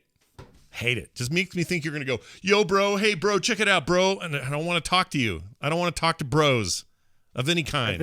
I think when it becomes the best way for Scott to get his major melon, then he'll be in on the Bitcoin. And until that time, piss off. Hey, I got a whole case out in the garage, so take that. Yeah. All right. I think about you every time I think about Major Melon. There you go. Speaking of Steam, it's time for us to do a Steam review in the stylings of a Ken Burns documentary. Yes, that's right. A Dear Martha Steam review brought to you by John Jagger. John, any special setup or just go? Nope, just a regular one. It's going to be quick. Here it is. My dearest Martha, today I present to you a review for the game Bigfoot on Steam. Martha, for a man with a foot fetish, this is not what I expected. Yours in this life and the next, Saucy. Wait. Is it really a game called Bigfoot? Is it about like Sasquatch Bigfoot, like in the woods? Oh, really? Okay. Sam Squanches. Sam Squanches. That's awesome. All right. Well, I'll never play that game. I can promise that. Let's get to some discussion about the games we played this week. Man, am I excited to talk about this one. Oh, man. I don't want to overstate, but I think I may have found my favorite deck builder card battler of all time.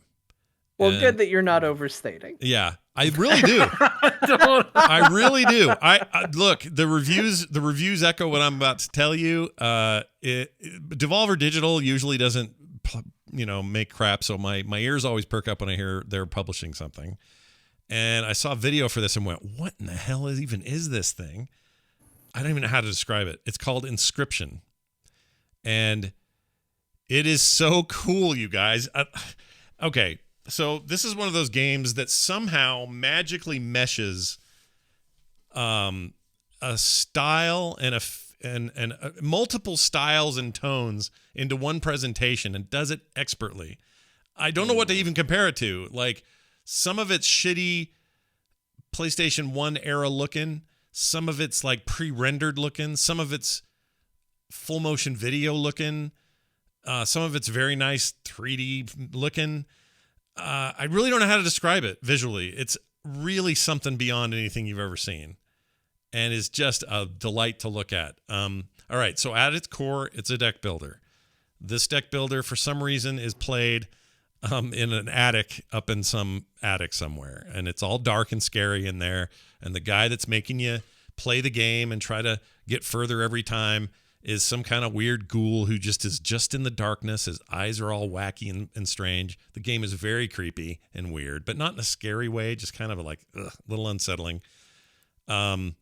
He's making you fight with cards, and the card battling system is pretty unusual. You have a squirrel. None of this is going to make sense. You have a squirrel pile of cards that have actual cards with squirrels on them. You want those because they're sacrificial. You put a cute squirrel card down, and then you have to sacrifice like 2 of those that are out on the board because you want to put a wolf out there because he needs 2 sacrifices to exist. So you will kill the 2 squirrels so the wolf can exist. Now the wolf's got hit points and it's got attack points, your typical Hearthstone sort of attack and health. And if the lane is clear, he will attack and cause damage to this ghoul guy that's running the game. And how that happens is when he gets hit, he extracts teeth and puts them in this scale that's constantly going back and forth during the match, and you're trying to get the most on his side. He pulls his own teeth out? His own teeth. Now, you don't see like some guy extracting his teeth or something. But well, I'm watching a bit of video as you say this, so I get that it's just a pair of eyes in the dark and some hands, so it's really weird. Are you? So I pulled it up on Steam, and right now they have a live broadcast going of the game. Yeah. So I'm watching it so I can see video.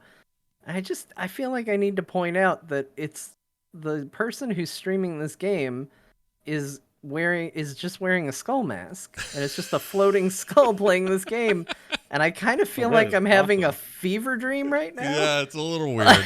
It's kind of weirding me out at the moment, honestly. Yeah, it's very odd. Just in general, there's a lot going on here that I really don't know how to explain it. Like I said, at its core, it's this deck builder, but even that part is different and new. It's not just a skin on top of Slay the Spire. That's not what this is at all. Graphically, I just can't say enough about it. But gameplay-wise, it's difficult, but not impossible. But also lots of moments of like, I can't believe I pulled that off after I was losing so bad or whatever. Progression feels good. There's like a map, overworld map that you move around in, which might be familiar for these sorts of things. And then between runs, sometimes you got to do weird shit like walk around this attic, like Myst style, and solve a puzzle or something. So it's like, hey, I forgot where we put your piece, your little man that we have to move around on the board. Can you go find it? And so you have to wander around this scary room, and it's not like super complicated or anything. You just have to go find where those are, and then you see them, and you're like, oh, that's where these are. And there's also others. I wonder what those are for. And then you start to learn, well, there's different cards at different powers, and when you die, you get to make a card with your name on it that basically lets you take 3 or 4 other cards and take aspects of those cards and infuse them into a new card that you can then play during the next game. And that game may have, like you choose the name, you choose the extra power it might have, like if it flies, and you choose the cost. And you do that from other cards that you have. It's, again, hard to explain. The boss fight was insane. I don't even know what to say about the boss fight. It was the weirdest thing I ever did. And when you run into like a vendor that's like, oh, this witch will give you some extra cards or whatever, it's actually just that weird eyeball guy on the other side of the table putting a mask on temporarily and going, hello, I'm the witch, and I'm going to give you shit that you're going to buy from me or whatever. You get bones for sacrificing your cards that then are another currency that certain cards need to purchase. It's not confusing. It's just the way it works. When you lose, it's a real shit show, and you gotta it's very. You give your teeth too. Yeah, you give your teeth as one of your. See that wrench that's off to the side?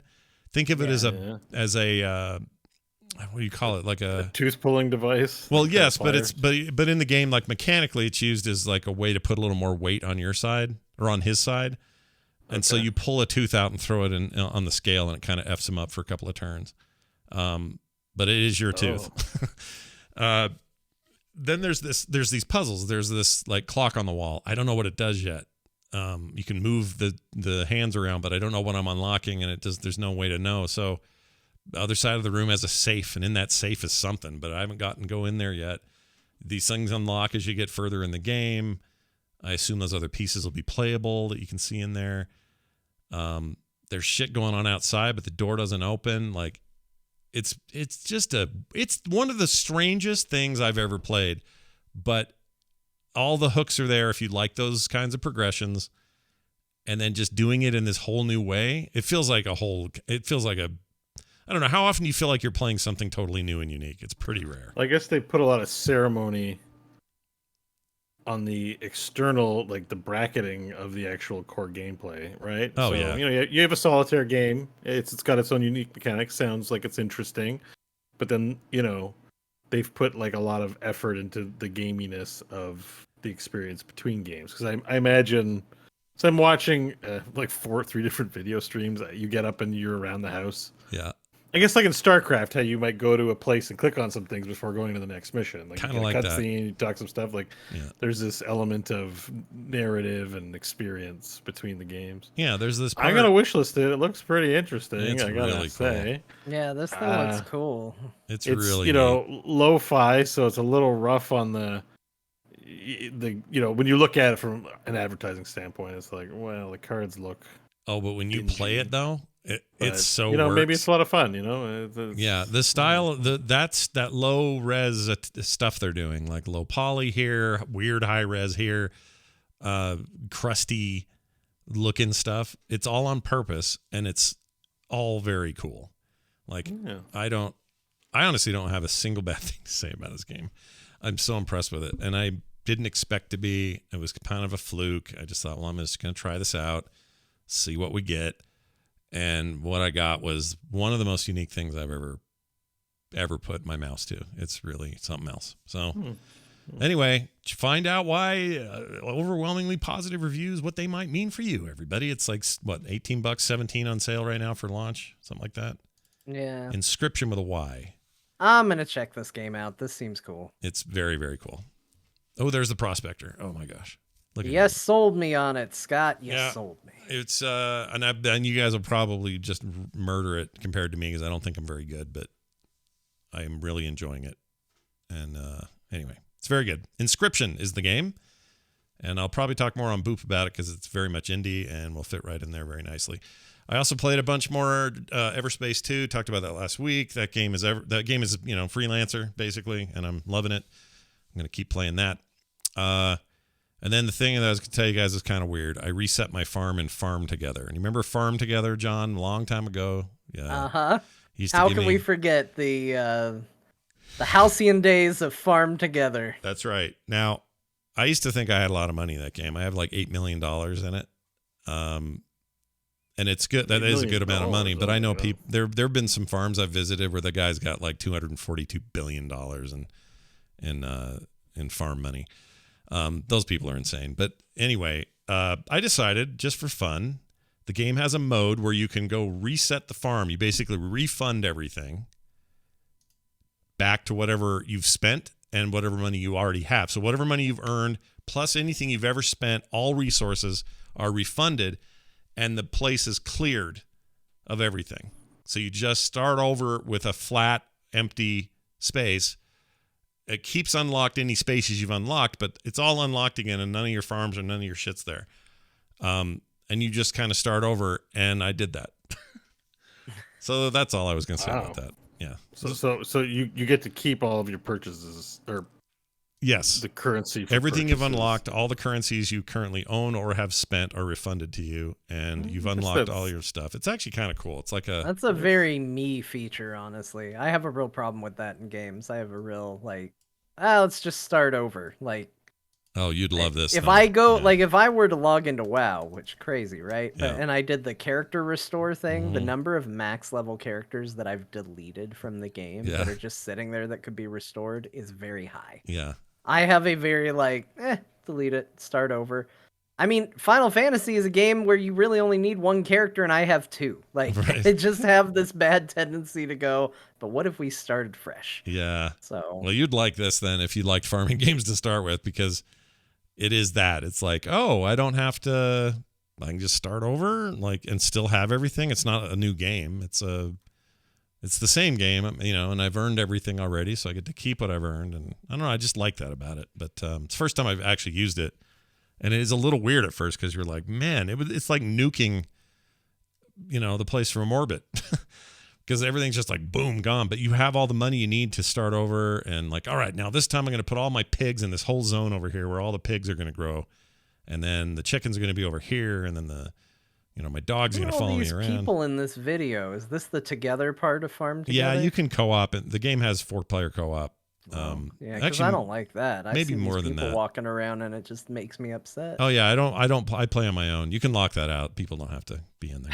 Like my farmer would be a "get off my property," Yeah. and he'd have a shotgun. Also, these guys are really early because they don't have their tractors yet, so they're hand watering things, and they don't have sprinklers yet. Like, there's a lot of shit you got to unlock in that game, but I have all that, so I just, it's a really relaxing, chill experience, and I can have TV on, and I can play this, and it's nice. It's a nice game. I like it. All right. That's all I played for the most part. A couple of things here and there, but I won't get into all those. John, you're nearly done with Metroid Dread. You're on the final boss. How's that going? Pretty good. I mean, I went in and saw the final boss, and the final boss beat the crap out of me right away. And I was like, well, what if I went around and gathered up some more missile tanks and life tanks and all of that, and just made it a slightly easier experience for myself? So that's what I'm doing in the game right now, is trying to get all those items. But my goodness, some of the things they Easier. expect you to do with Easier. the speed boost are Yeah, the breaking my speed- brain right now. Yeah. Speed boost puzzles are kind of rough because some of them you have to get the boost, trigger the boost, and then while you're firing off, hit something so you can keep running, and then get another boost. Like, there's one that involves chaining 3 shrine sparks basically to accomplish the whole thing. I recommend looking it up. Yeah, I watched a video, and even watching the video, I was like, "What'd they do? They Yeah, went too exactly. fast. How'd they do it? I can't make my Metroid do that." Just build on it one step at a time. How do you do the first one? Okay, I got it.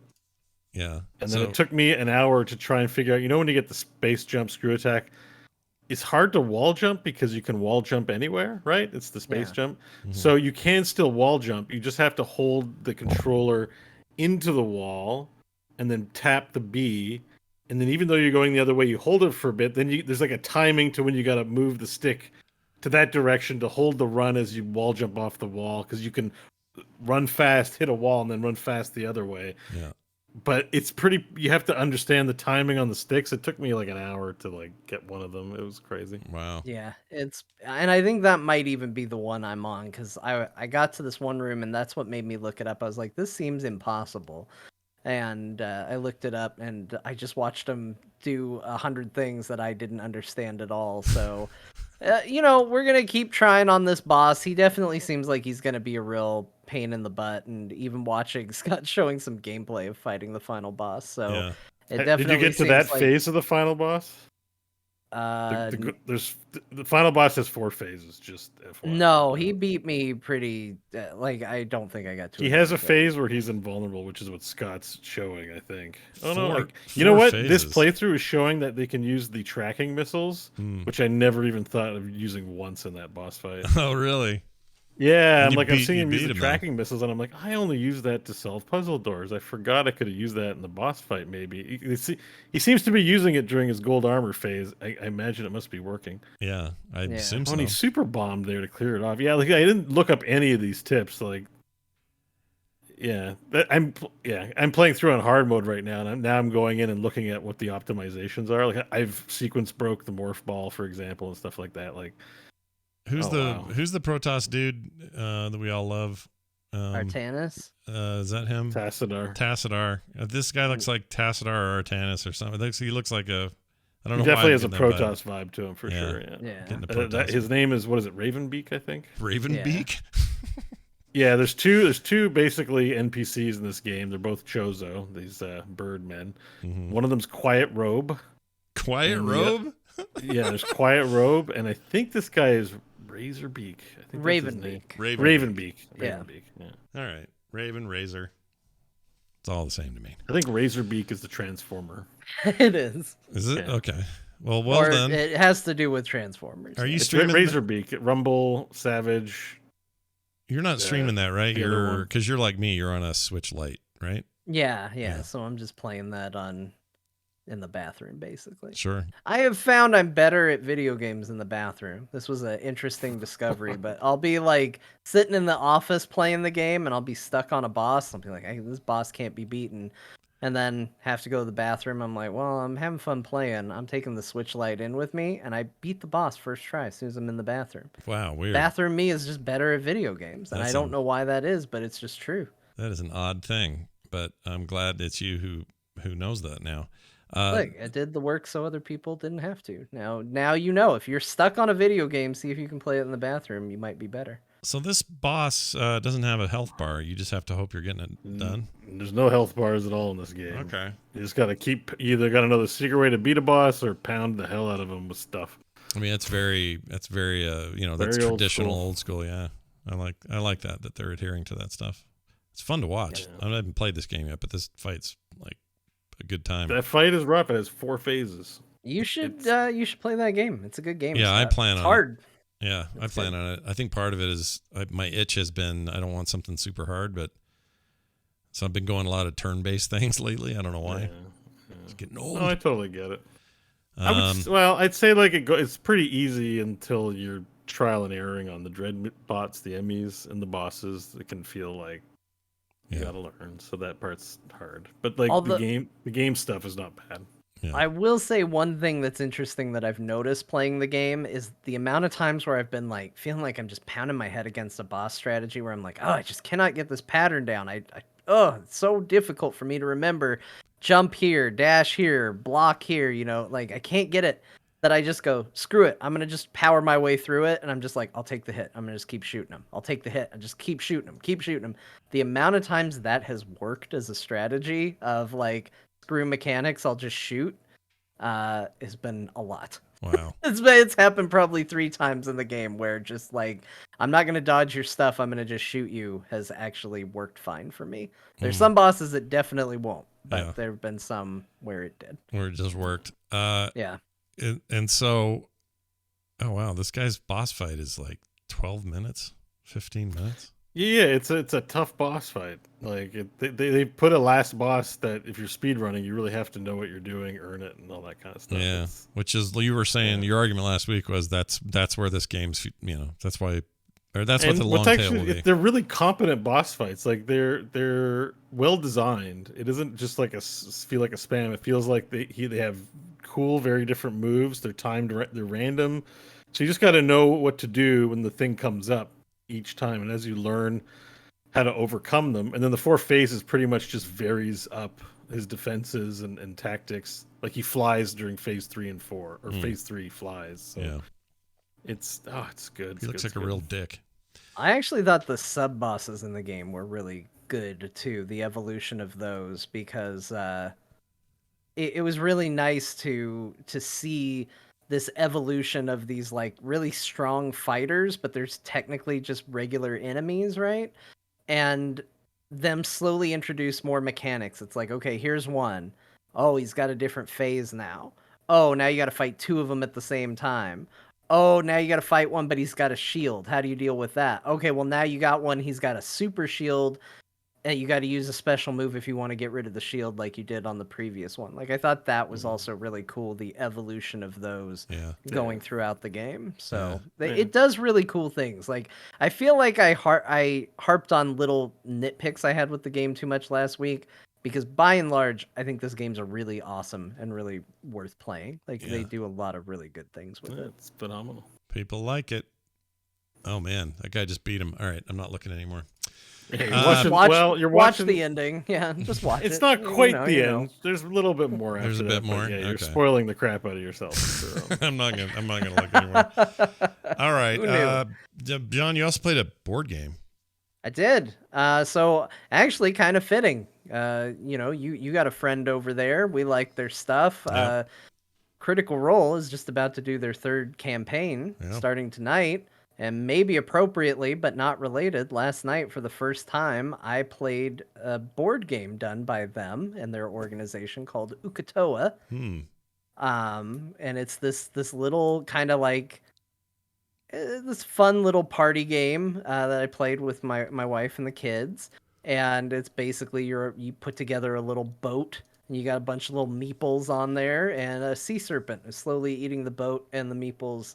And you try to be the winner and survive it. It's nothing, It's nothing crazy as far as premise. Like, it's pretty easy to sit down and play, but I just wanted to mention it because I had a lot of fun with it. Like, it was the thing that surprised me the most was how high quality it felt. Like, all the cards felt really good, and the miniature for the little sea monster was cool.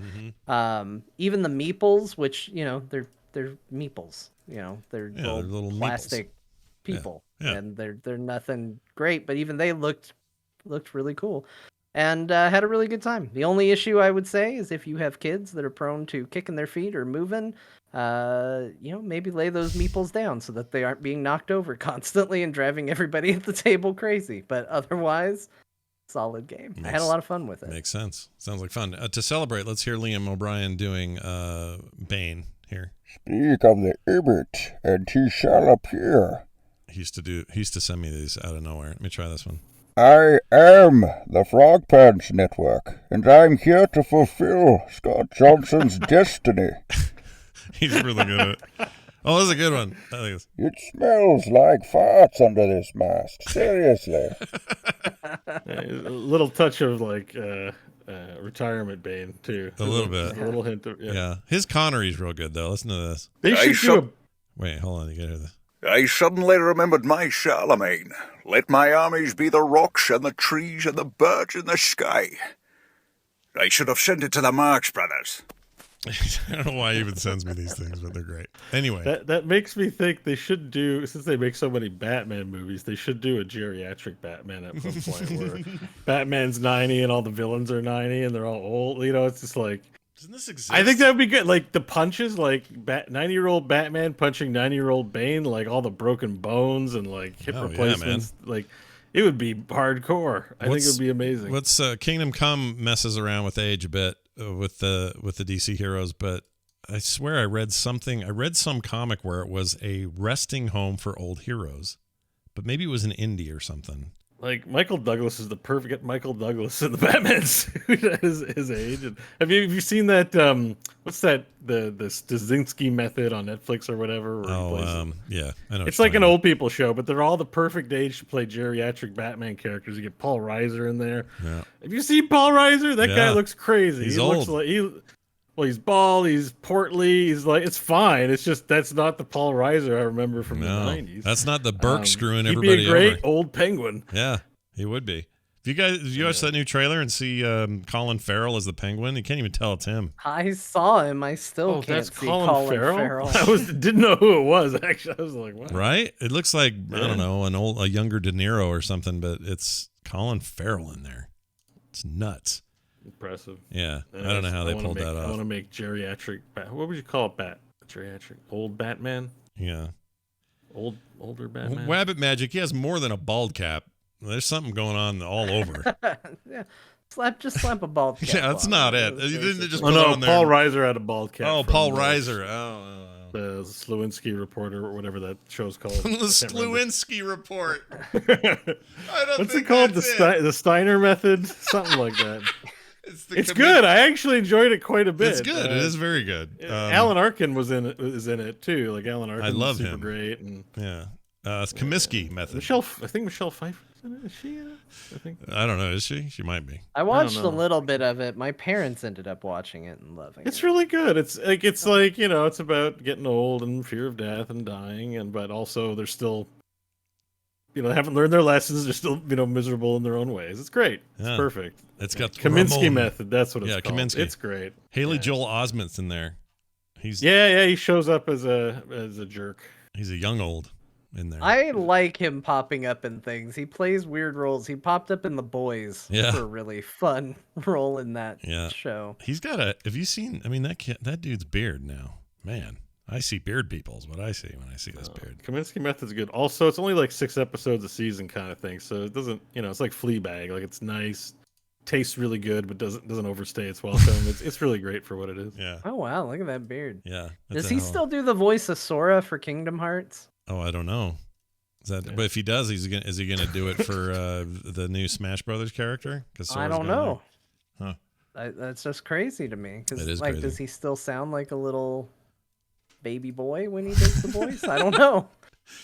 All right, Bo, Oh no, you're still playing. Sorry, Final Fantasy. I watched you stream some of this. 1 month ago. Are you stopping Final Fantasy in a month? It says one No, month to go. 1 month to go. Then the expansion's here. I gotta hurry up and finish it again. Yeah, you got to beat that game. But I watched you beat Chrono Trigger the other day. Oh yeah, and I'm still playing Chrono Trigger. I guess that's true. I You guess you did. beat You it. did. You stopped by. You watched me die a lot in Chrono Trigger because the game got hard out of nowhere. But Yeah. playing Chrono Trigger has been a lot of fun. Still waiting for Final Fantasy V to come out.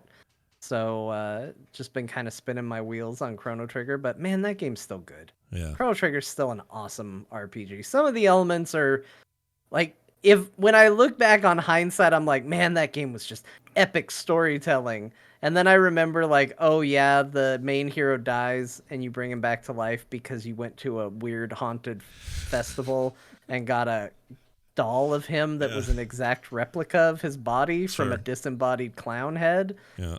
And I was like, okay, maybe it wasn't as serious as it was all along. Yeah, those things have a tendency to do that, but it looked like a good time. You were having a ball with it, and I watched you check something on the internet because you couldn't get past those golems. Yeah, those Gollum sisters were no joke. I don't. Here's the thing that has been really sad about going back and playing. Like, playing the old Final Fantasies is okay because I didn't play much of them, but playing a game that I did play a lot as a kid has been very humbling because I know that me in elementary school played and beat this game and didn't have a guide and didn't have the internet. He just did it. Yeah. And now me as an adult man is sitting there going, I died twice to the Gollum sisters, and I'm like, this game's impossible. I got to go on Google and figure out how to beat the stupid Gollum sisters because I don't know what to do. And it just reminded me, like, maybe have a little more patience, but also like that kind of spirit you have when you're a kid where you're like, I'll just keep trying. Yeah. What? I'm just going to keep going until I figure it out. Sure. I don't have that level of patience. So I Googled it and then I beat him. And that was all you needed to do. Nice. It was fun to watch the whole fire thing. And yeah, I watched that entire sequence. All right, Bo, you played a board game as well. Look, man, Gloomhaven came out of early access this week. John played a board game. You played a board game. Is it good? My friend Al, who's from a previous job, we still keep in touch. Big time board game guy. One of those guys who go to his house and he has a new house with a big room. It's got a wall full of board games, and you're like, what are all these games? Yeah. But a long-standing tradition of ours is we've been playing Twilight Imperium over the years. Twilight Imperium is a 4X game, so think Stellaris or Master of Orion, or it's the huge random space map, and a bunch of players have giant space armies. There are more rules than there needs to be because if you love overly complex things, that's what Twilight Imperium's all about. It's in its 4th edition, so it's been around a while, has its friends, but it's still fairly niche. Yeah. In terms of probably a lot of people, you're just hearing about this maybe for the first time. Go look up some images or some Let's Plays on it. This is the kind of game where you might want to rent out a cottage and, play at the cottage away from the non-gamer folks in your life and just have an uninterrupted experience away from kids and family and whatnot. Yeah. Anyways, it's always so fantastic and frustrating. You make alliances in this game. You've got to get the victory points. There's actual politics in this game, so you can enact law and you can, vote for players to lose things. And there's a whole political layer in addition to a space combat layer. And there's a whole tech tree. If you like tech trees, has a whole tech tree. Explaining the rules to the newcomers of the game took us this time an hour and a half, which was actually pretty good. Al's getting pretty experienced at explaining the rules, but it was an hour and a half, and he sent YouTube videos for us to prep with prior. And this was my 9th or 10th playing of the game, so I was already familiar with a lot of it, but not the new edition aspects. Plus, he had all the expansions. It's a great game. I enjoyed myself. It's hard. It's hard to get together to play this kind of game, but I think you guys would actually, if you like strategy, you'll play Civ and strategy games. I mean, it's kind of what this is, except you got to focus on the victory points, so you can't get too tunnel visioned into tech or politics or something. You're trying to get VPs, and that's by accomplishing goals. I'm very proud of my move though, because my mothership has its own special ability where it can pass through stealth style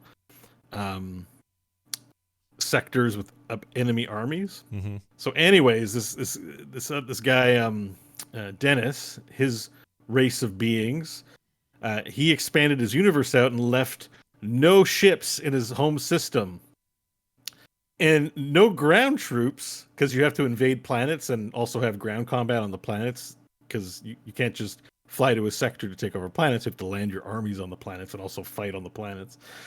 I stealthed my ship into his homeworld, which is completely undefended, and stole both of his homeworlds, which is a huge deal because then you can't score victory points when you get owned so hard. And even though I didn't win, it was probably one of the best moves of the night, and I was very proud of my ability to see that and do it. It took a lot. I had to place a wormhole thanks to a promise. You can give promissory notes to other civilizations. So I was playing like the Yoda guys called the Saral tribes, and they were very intellectual and into spycraft.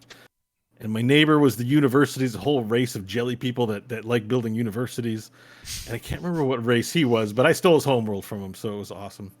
Hearing this is terrifying to me, because I think about it and I'm like, man, I got a family now. It'd be cool to play something like this. This seems big and involved.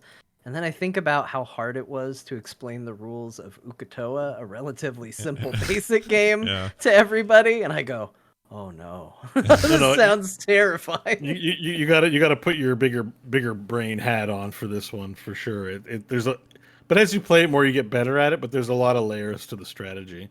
And for newcomers, the biggest difficulty is being too enamored with the tech tree and with upgrades and stuff, when really it's just about scoring those VPs.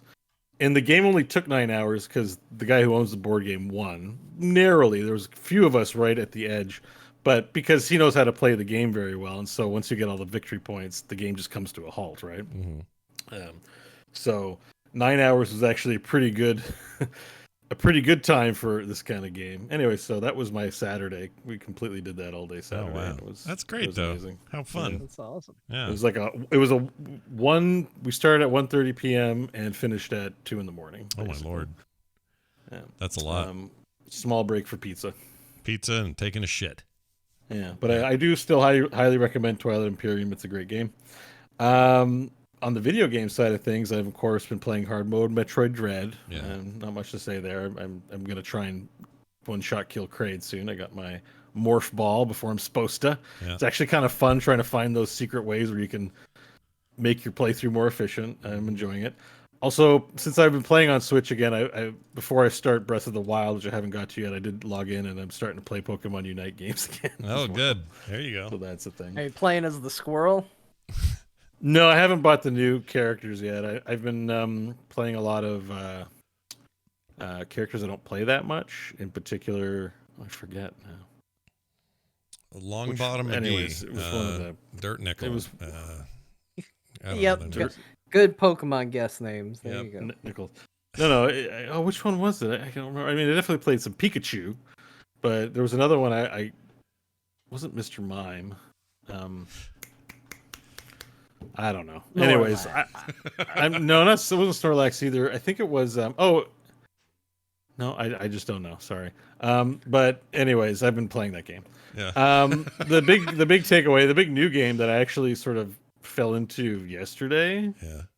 Is Hearthstone Mercenaries. Yeah. You're playing. You're basically playing Raid Shadow Legends, but in card form. That's what this is. Yep. Yep. So I had a bit of time, and what prompted me was just the BattleNet launcher came up, and I went, "Oh, it's free. Let me just log in and see what this is about as an investigation." Sure. And I ended up spending 8 hours in there, and I bought the welcome bundle for $6.75 or whatever it was. Okay.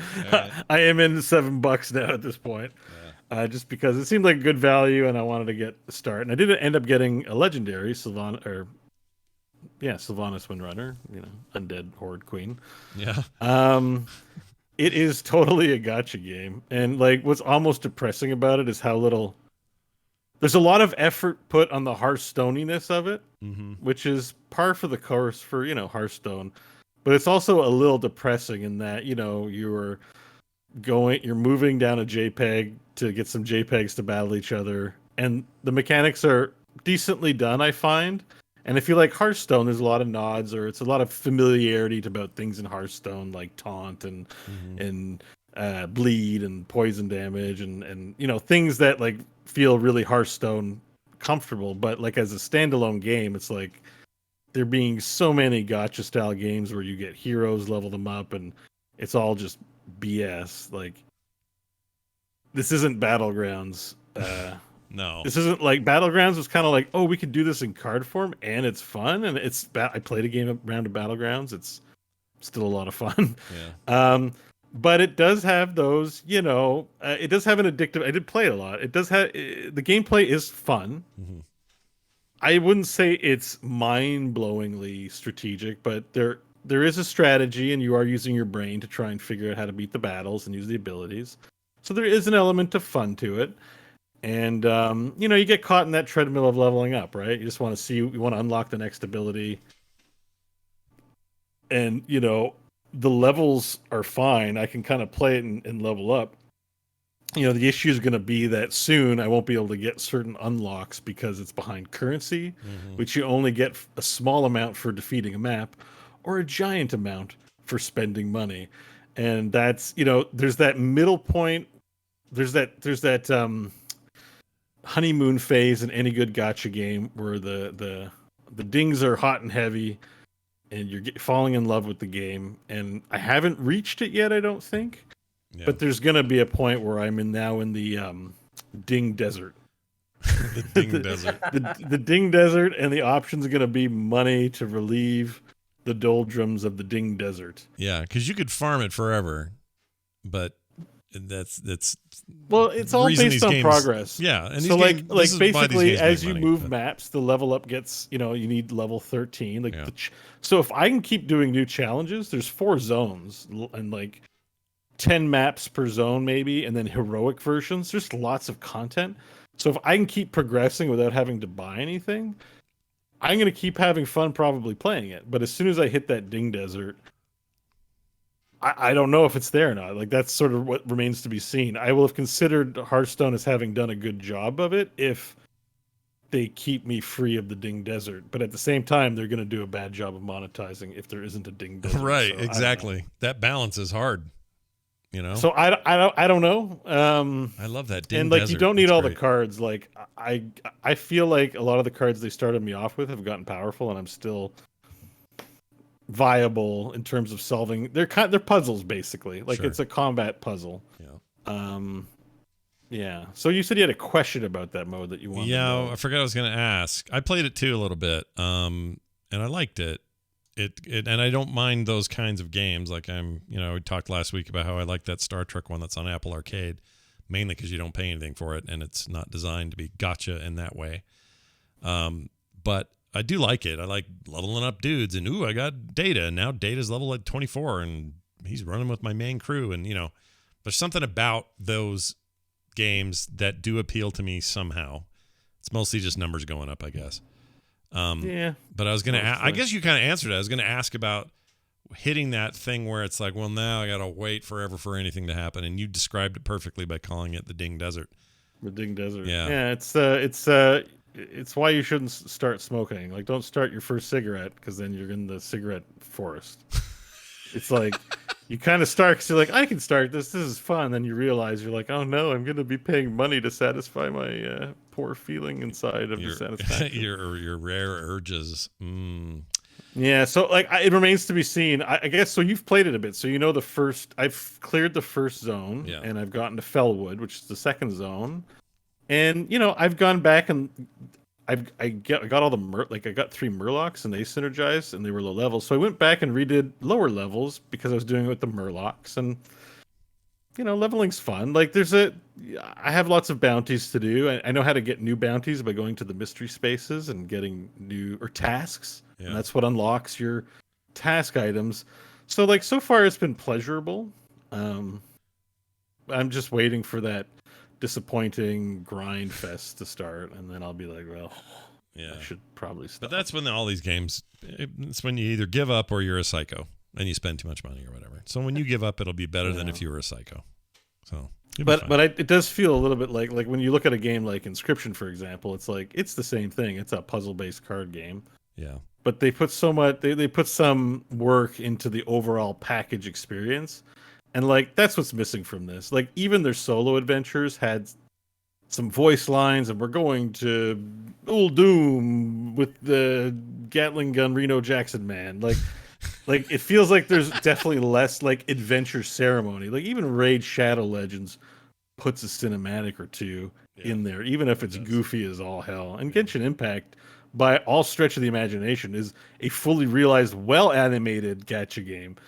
So in this case, I'm like, I don't see how you're pulling people away from way better experiences with your dinky little JPEG battler. You know what I mean? It's like they've done a good job of, I think, making a version of this. So far, I've enjoyed it, but it's so light on the trappings. It's so bare bones for a game like this when you compare it to Genshin Impact or any number of gacha games that, or otherwise like Inscription, that put ceremony and fluff and around the gameplay. It's like you're trying to have your cake and eat it too a little bit here, Hearthstone. Yeah. It's just a little extra, a little single player mode. I think the game could use That's more basically of that. it. Although it has PvP. Like also, if you want to compete in PvP and get more free stuff, you can spend a bunch of money to level all your things up to 30, get the best items, and to find the best gear, and then compete on a ladder just like anything else. And I'm like, well, why would you do this to your players? Yeah. I don't know. Well, that's how they got you. Some people enjoy it. I think we're highly critical of it because of how transparently it does the whole manipulative behavioral science thing of variable reward. Yeah. But some people are just into it and love it and don't care. Yeah. So May as well take advantage opinion. of some of that. That's a big, very busy space in mobile games. So now Hearthstone has a piece of it. Anyway, Although the so mobile that's- app's kind of sucky these days. So that's the other thing. The mobile app's not great. Like it hasn't grown with phones and stuff. So it seems like this game, who was saying the other day? Oh, it was Garrett. He was saying this mode is best played on a toilet or when you're just in the waiting room or wherever you're at where you got a minute, but the mobile app sucks. And so you don't want to play it there. You know what I'm saying? Honestly, I guess what I'm trying to say is what Blizzard should have done. Instead of making this Hearthstone Mercenaries, they should have just made Mercenaries, the Blizzard Entertainment product, and gone whole hog on it. And yep, they would have been criticized. They're criticized anyway for having a Hearthstone, but at least it would be a worthwhile product, I guess. Like it would be worth, hiring Ninja to do your ads for on YouTube and stuff. Like they're half-assing it here. Like this should be some standalone software. Make the mobile software, put it on BattleNet. You should have just gone all the way on that. I think it's just a little half-assed, even though what they do have is full-assed. Yeah. That It's makes full-assed. sense. Yeah. Like game-wise, the game design-wise, what they've fleshed out, it's full-assed. But product-wise, from like sticking it in Hearthstone rather than making it its own standalone product is definitely, it comes off as half-assed when I play it and think about it. I gotcha. Well, there it is. Your definitive review of the game Mercenaries, or the mode Mercenaries in the Hearthstone game. Now, email. That's a good question. Quick email here from Adam C., who says, hello, three amigos. I was listening to the show. Oh, by the way, talktothecore@gmail.com is our email address. I was listening to the show, and Bo was talking about more Metroid. Well, if he has a Nintendo Online account, which I'm sure he does, I've really been enjoying Super Metroid on the SNES app in between plays of Dread. It's the one Metroid game I never got around to beating. There are also the original NES games as well. Love the show, Adam C. So have you felt the pull at all to like jump back in time? I did play the Super Metroid on Nintendo Online. Let's talk about why it's less enjoyable. For some reason, all the games also on Nintendo Online have to have that press start to pause, press this button to do this other. I'm like, get that off the screen or put it on the side. Why is that taking up the bottom of my screen? Like, I hate that. It bugs me. Yeah. Because at least on an emulator, I would get a full screen experience without this awkward text on the, like, why is that there, Nintendo? What are you thinking? Yeah. But anyways, jokes aside, I have, that's why I subbed to it in the first place. I was playing Super Metroid leading up to Metroid Dread. Yeah. But I've probably played 3 hours of Nintendo Online and given them 3 months worth of payments. But thanks for the suggestion. Yeah, great suggestion. Well, we got another one, Tyler, who says, hey, Scott, I've been listening to The Instance for about a year now and just started listening to Core. This is my first time writing in. In episode 284, you mentioned you would like to see a Monster Hunter style game with guns. Have you tried playing Monster Hunter using the blowgun as a weapon? It plays just like a third-person shooter. Some heavy blowguns have had special ammo types that are like Gatling guns. Each blowgun has a different set of special ammo it can use, like piercing ammo and deals damage as it travels through your target, sticky ammo that explodes for a short period of time, or even elemental ammo, which deals elemental damage. From someone who has 1,000+ hours in the Monster Hunter series, I think you should give it a try and see what Monster Hunter, or see that Monster Hunter isn't just a melee game. Thanks for your time. Well, it sounds like it's Can I a ask one you weapon. a question real quick, Scott? Yeah, go ahead. Just a question that's going to sound like a criticism, but I'm just curious. Yeah. He wrote the word bowgun 3 times in that. Yeah, what did and I say? all 3 times you changed it to blowgun by default.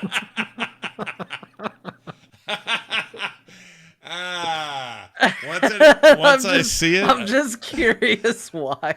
I don't know. Once I see it or I've seen it that way, then it's all that the rest of the time. That's a weird thing. You're right. It is bowgun. Which is the funny. blowgun is like this. You're like, Yeah, like like Nazebo has the You're blowgun. gonna and get just- all the dragons. Yeah. Now here's the thing with the bowgun.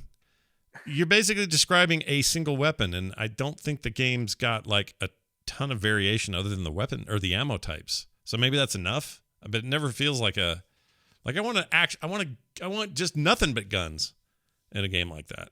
Maybe one or two melee weapons as opposed to a million melee weapons and 2 guns.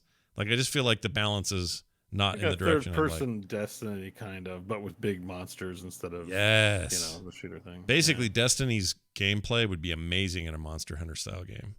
Like the I guess shooting. Warframe is the closest, but it still does. Warframe does. Actually, Warframe has the Eidolons in one of the maps. These giant super mech kaiju bosses or whatever that you have to fire at a whole bunch of times to take down. But it's not Monster Hunter, so you know. But it's the third person is what I mean with guns. That's the closest I can think of an online game that does third person with guns. Blowgun. Maybe what you're meaning, or do you want more of a? I mean, Do you want fantasy guns or do you want sci-fi guns? I'd take fantasy guns. That'd be okay. Like magic-y type stuff. Like the weird mashup that Final Fantasy does, basically. Yeah, that'd be all right. Yeah. Yeah, I would play that. I mean, I take his point. Like, if there's honestly, I didn't know there was projectile weapons at all in that game. So he's taught me something. Monster Hunter, I've looked at that game a number of times. Be like, should I try this? Yeah. And I just can't do it. It's hard, man. Hard to pull the trigger on that game. It's a Capcom game. Yeah, I don't know about Capcom and online games that much. And I had a really good time with it when I did it on PS2, but that was a long time ago. Yeah. And it's definitely, it was one of those things where it was a group of us who all worked together. We were all playing it together, and it was awesome when we all played together. And then 2 people lost interest, and then it was just 2 of us, and the game became less interesting. And then the 2 of us that were playing could never play at the same time, and so it was just playing by ourselves. And then the game became uninteresting at that point. So it kind of feels like one of those games, and maybe it has gotten better as the series went on. But the time I played it, it was like really, really great with people, but you got to have the group of people that want to be all in on playing it and having fun together on it. And also, isn't it always a gonna be the question of same which thing. is the definitive game? Like everybody's, world seems cool to me graphically and kind of like, I don't know, the tone of it. But then someone will say, "Oh, that's not the game you want to play. That 3DS game's still the only one that matters." Like, there's a lot of that talk. Yeah, you gotta. I think in general we need to get away from that. There's a lot of that, especially, and I will admit to being one, but like especially like Final Fantasy fans, stuff like that. There's a lot of like people with Civilization fans. real strong opinions on what the best version is, or what the best way to play is, or what you have to do when you get into the content. And I understand that it comes from a good place of being very eager and, wanting people to have a good experience, but I think people need to recognize that chases off people as often as it brings people in, and to just calm it down a little. I tend to agree. And Bo, you're right. Civilization fans are almost the worst because you can't hardly say anything about like, "Oh, I really like Civ 6 and that new expansion." Someone will go, "I quit Civ playing that 5 was game after better." 3. 3 was the only good one." It's like, all right, go away. Actually, 5 was the best one. Yeah, not 5 was the 3. only good one. Even though when 5 No, came out, I it was wasn't really good complaining since the quality fell off since Civ 2. I hate those discussions so much. Oh, I played a little more. That's like the comment section of every Civ article and game. Like, there's always those people. Yeah. By the way, I And played, I guess Diablo 2 is like that too, right? yeah, a little bit. But I played some. I forgot to mention it. But it's not a huge deal. But I played some more Old World and got into a situation where I assassinated my own wife.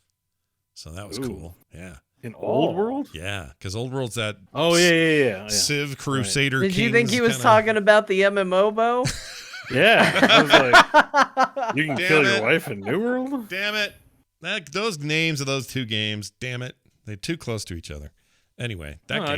it didn't take me long. It didn't take me that long. That thing's coming to Steam soon, so I'm excited for everybody who was holding out because they wanted to wait for Steam. That game's great. All right, that's it for your emails. That's it for your show, and it's time to remind the folks at home that if you like what you hear here, then by damn it, you're going to want to join our Patreon at patreon.com/core show. That's patreon.com/core show. Signing up there signifies that you're awesome and that you like what we do and that you want to keep it on the air. So that's how we'll take that if you go over there and support it. That's patreon.com/core show. frogpants.com/core for everything else. Send those emails to talktothecore@gmail.com. Before we go, any words of wisdom from Bo? Put your trappings in your JPEG battler. Oh, that's good. I like it. Keep your trappings where you can see them. John, anything to add? Be like a frog. Be ever vigilant, ready to hop at the sign of danger, but try not to croak. Oh, wow. This went deep. It went deep. You came prepared this week. That was just made. You made that up? Well, that you brought that to a great little conclusion. You really did. You can tell you're around a lot of kids right now because they need to learn these lessons. So write that one down. Very good. All right. Well, there you have it, everybody. We'll be back for more next time. Wait. Go. Scott, Yeah, what are yeah. your words of wisdom? Oh, I don't you have ask any. us our words of wisdom. Okay. Nothing? All right. Here's one. If you find a whole peanut in your creamy peanut butter jar that you just opened for the first time, don't let that haunt you for the rest of your day. There's my word of wisdom. This actually happened to me. Seems That's why I'm bringing very it up. specific and possibly tailored for you. Look, if you Was buy it a ghost peanut? if you buy creamy peanut butter, you don't expect to find a peanut in there, like a whole peanut, or even I understand crunchy peanut butter is a bunch of. I think it's kind of like you put a cherry on a sundae. Like, isn't that? They just put a peanut on the pile of peanut butter to be like, here's your wonderful product. I got talked down a little bit because someone said, they said, hey, what's the difference between that and ordering onion rings and there's like a French fry in there? That happens all the time. And I'm like, oh, yeah, that's true. So that's all that happened. In the manufacturing process, I got a peanut. Okay? That's Like, what that is. yeah, but in a food made of peanuts. Like, I don't think that's insanely alarming. Well, I didn't have a Or bunch did of... it come out and go, reading children? I didn't have a bunch of questions about your frog, now did I? Anyway, hey, there you go, everybody. We'll see you next time.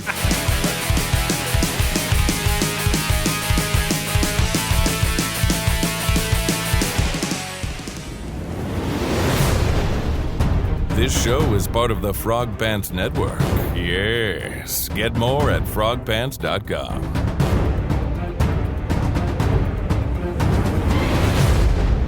Hello, China. That was China's reply.